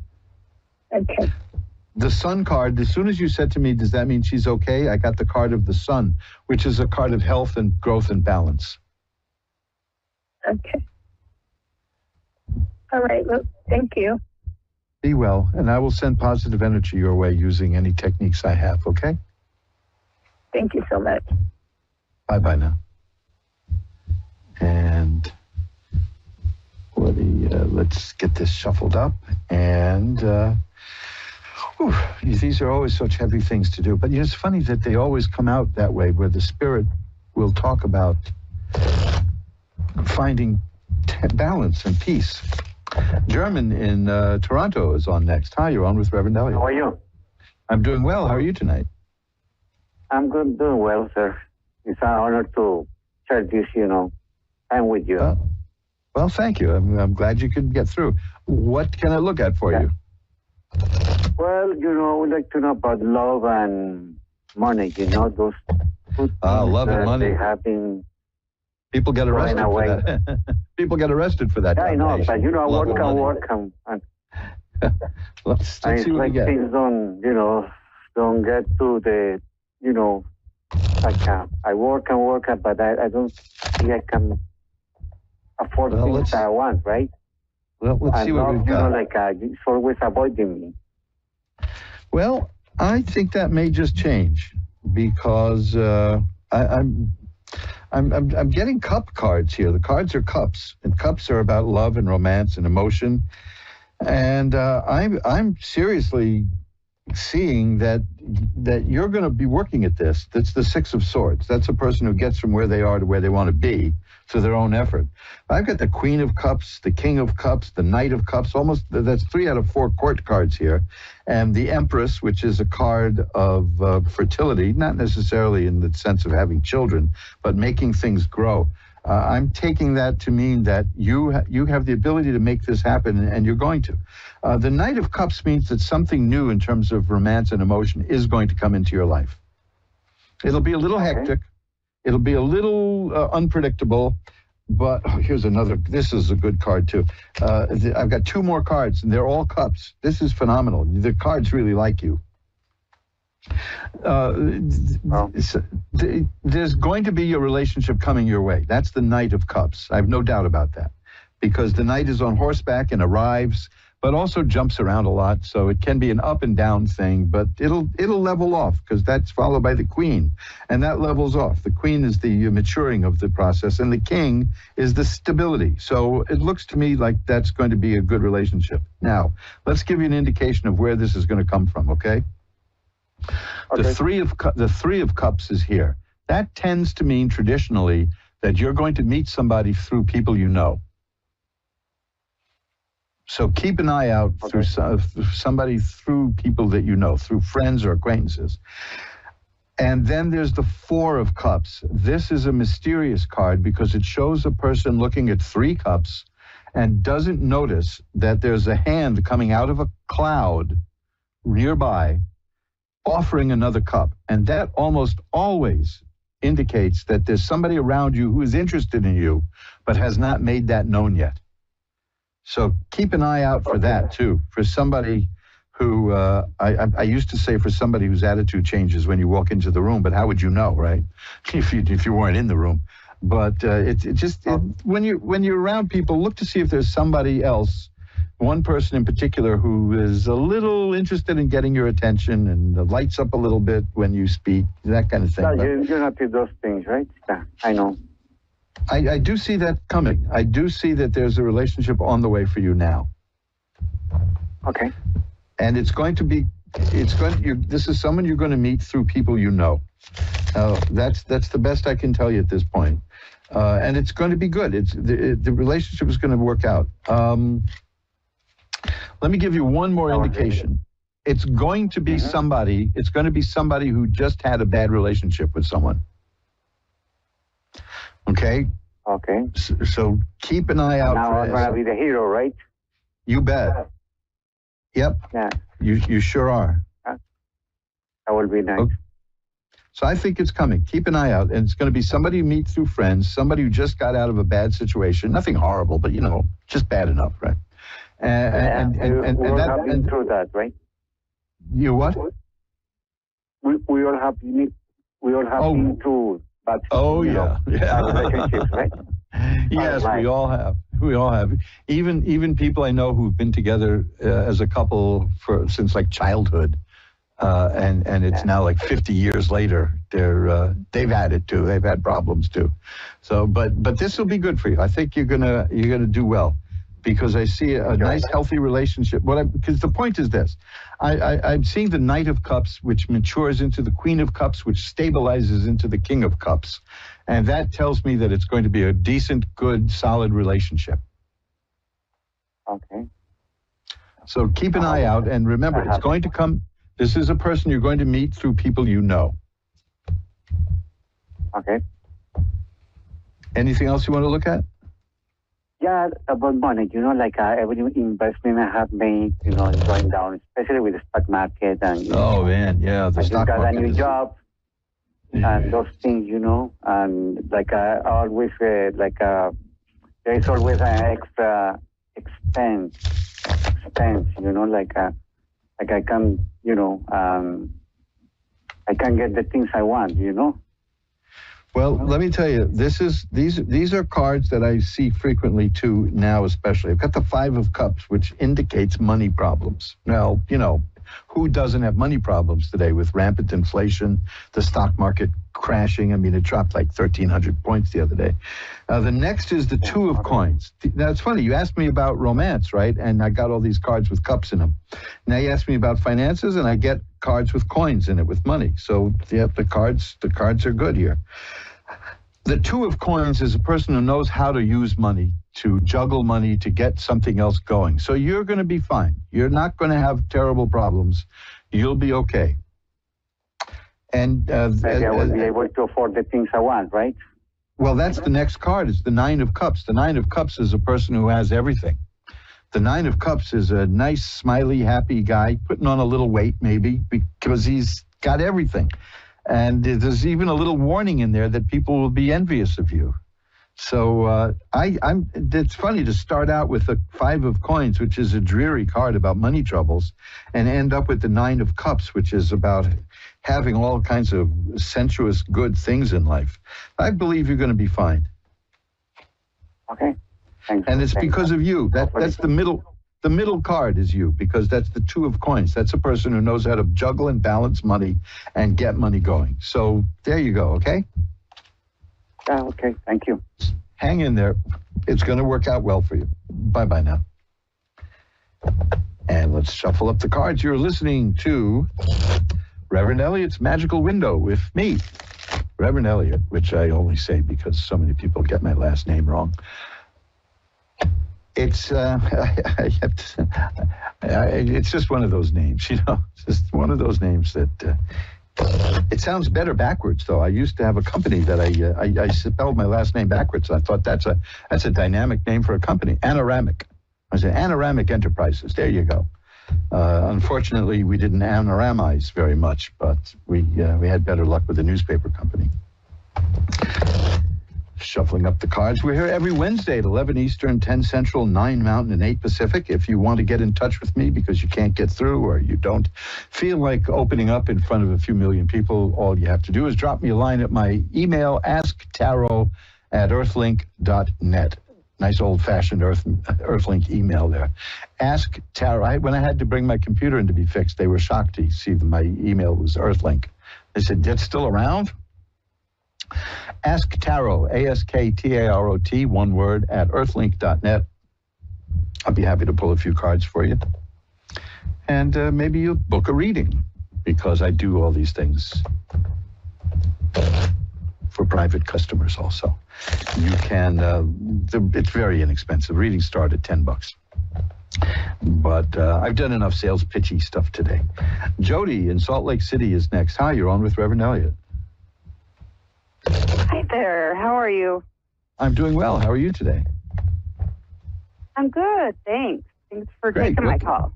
Oh, my pleasure. That's what I'm here for. What can I look at for you? Well, the past year has been especially rough for me, just between medical stuff and a separation and stuff like that. And I'm hoping that maybe things are going to get better. What do you see for me? Well, yes, they are going to get better. That's what I do see for you. I'm going to shuffle up the cards a little bit more. But the first two cards I pulled out, I've had for previous callers. But they have different it's funny because it's a little different here.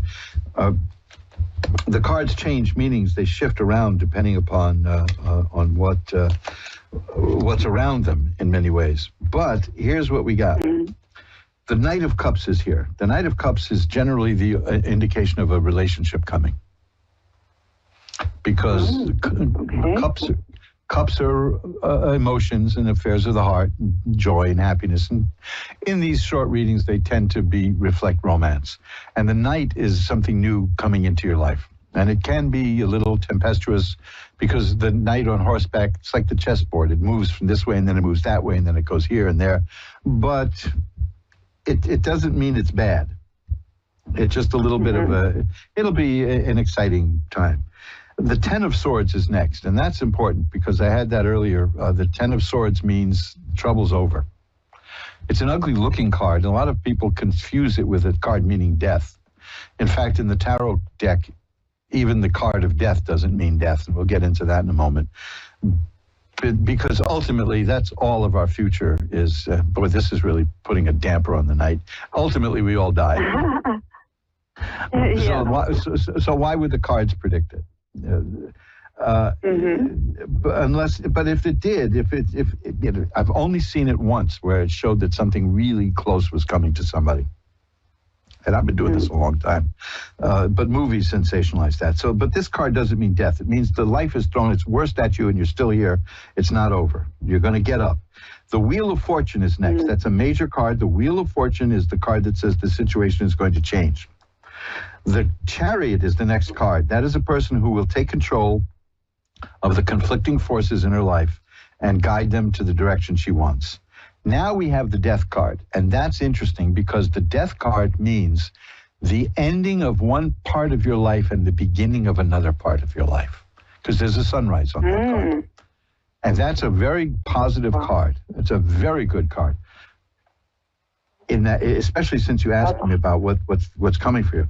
And that's followed by the Ten of Coins, which is one of the happiest cards in the deck. And it indicates a happy family and a good level of money, comfort. It's fine. So this is telling me that things have been out of whack, but it's going to get much. It's not just that the troubles are going to be over. It's going to be much better. That's a good sign in itself, the Ten of Swords, that the bad times are over. But the Wheel of Fortune is saying that it's changing. It's going to change from the bad times. The Chariot indicates that you're going to make it change. And then the Death card means you're going to create a new life for yourself, and it's going to pay off really, really well. That's fantastic. Thank you so much. I appreciate it. My pleasure. It looks like an exciting time headed for you. Yes, I sure hope so. I've been hoping. Well, that's what excited. I see. Thank you so much. But the important thing that I see is that you're going to make it happen. So that's the good part. That's the really good part. I've been trying. So. Well, yeah, according to these, you'll succeed. Hey, let me do this. Let me shuffle them up one more time, and then I want to get a couple more calls. But let's just see what I get with one more card. Yep, beautiful. The Queen of Swords. The swords can mean two things. It can mean conflict, and in this case, this is what I'm going with, because I'm not doing any cards around it. The Queen of Swords indicates a person who is developing a new way of looking at life, because the swords are mental activity. Most of the trouble we get in with fights and arguments, most of the strife we get into is mental anyway. You know, we cause it ourselves or the other people, you know. Yeah. But this is that you're going to take control of the way you think, and you're going to start, and here's the Page of Swords. Ooh, beautiful. That's the appearance, absolute appearance of a new way of thinking. Your worldview is changing, it's growing, and you're growing and changing with it, and that's going to be the source of all of this. And it resonates so much with me. So, yes, that is amazing. Beautiful. I'm glad I took the moment to take two more cards because your mind is developing. Yes. And your mind is growing. And one of the first things that happens when you start developing a new way of thinking is you kind of lose friends because they want to know what happened to you. Yes. But some will stick you're by going you. crazy. Yeah, I like to joke about this, but there's somebody I knew back in like the 4th grade who still doesn't. Says, you're not the same as you used to be. So, of course not. I'm an old man now. I was a child then. But so you're going to be fine. Well, I have no doubt about it. I sure appreciate it so much. My pleasure. Thanks for calling. Bye-bye now. Thank you. Bye-bye. And we're all shuffled up, and we'll get right over immediately now to Donna in Oklahoma. Hello, Donna. You're on with Reverend Elliott. Hi, how are you? I'm doing well. How are you tonight? You sound exuberant. I'm doing good. Beautiful. What can we look at? I guess maybe my family, just anything to do with my family. Okay, let's see what we've got. There are cards that indicate family. Let's see if they show up. Let's see what we get. Well, let's see. I'm getting happy cards. Has there been some struggle in the family? Oh, yes. I lost a daughter 2 years ago, and I've got a new grandbaby on the way now. Well, I've also got a couple of cards here that indicate like a troublemaker, you know? Is there somebody making problems for you in the family? Yes, my oldest daughter is actually. Okay, and it's sad because I've got also the Three of Swords, which is a card of sadness and pain. But overall, overall things look good. I mean, it looks like, I mean, you can handle this. The World card is here. That's a good card. That means success. So I don't think that the person who's causing the trouble in the family is going to keep doing it much longer. Good deal. Because this is, you know, it's dull, you know. I find that when people start making trouble for other people, they give up after a while, and then they try to go to make trouble for other people. I don't think she knows that she can't follow through with me. I stand up to her. Well, I'm glad I saw that here, because those are the two cards, the 5 and the 7 of Swords, are about people just causing problems, and when they come up together, it's not good. But you had the World card, which is a card of success. Here's the 4 of Rods, which indicates a happy home, and things will be good. I don't think that there's any real problem that you can't overcome here. I think you're on the ball with this. Yeah, I did pretty good. Now, I carry a lot of weight around on my shoulders. And here is the Temperance card. The Temperance card is very good for this. That means balance is restored.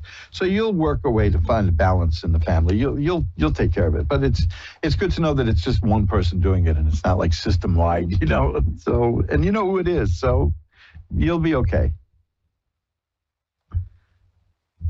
Is there anything else you want to look at? I have a couple of minutes left. Health. Yeah, how's the health? Okay, well, thanks for calling it.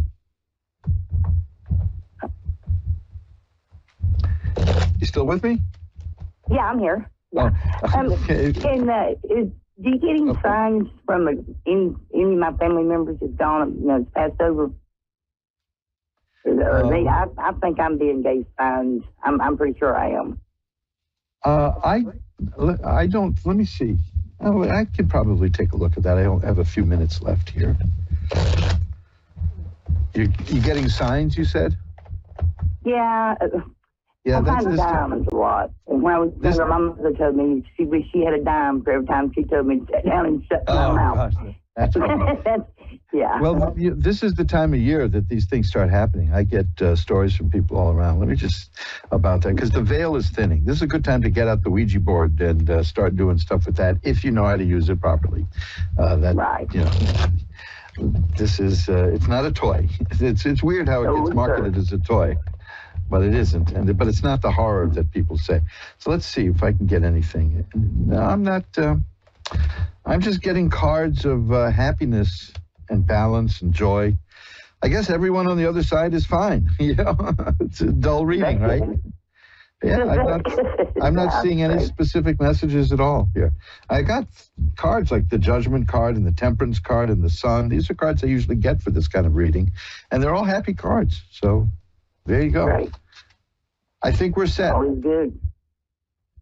Always good. Yeah, all's good. And I will light a candle later to send positive energy to you as you deal with the family problems. And I know you'll get them settled. Okay? Oh, all right, great. Thank you for calling. Thank you. Bye-bye now. And hey, that's it. We've come to the end of another episode of Reverend Elliot's Magical Window. For some reason, the show that's been asking, how do you find a good cannoli around here? I don't know.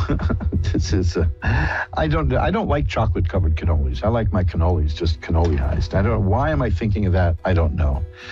Possibly because I ate some sweet stuff before the show started. I chomped down a half a pack of raspberry Pez.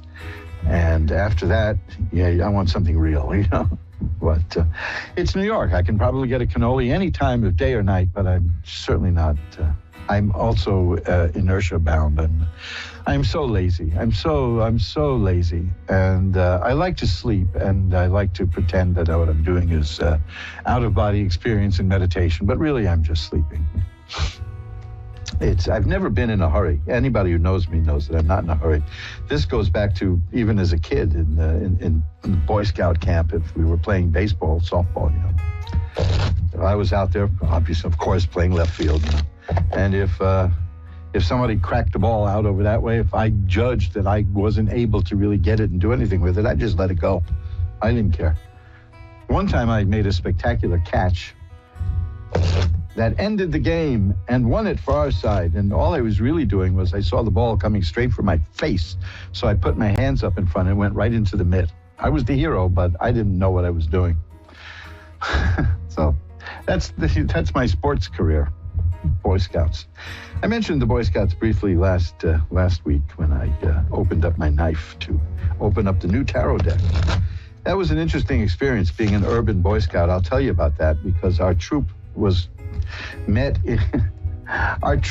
in a thing that was called the Jewish Men's Health Club in the Ansonia Hotel on the Upper West Side of New York, which later on gained extreme notoriety when they kicked out the old Jewish men and turned it first. I don't know how to put this. First, they turned it into Plato's Retreat. You know, that wasn't bad enough. And then what was the other place that it became? I don't remember. It was, the place where Bette Midler got famous. Not the Improv where she started, but there was that other one. It was somewhere between the Jewish Men's Health Club and Plato's Retreat.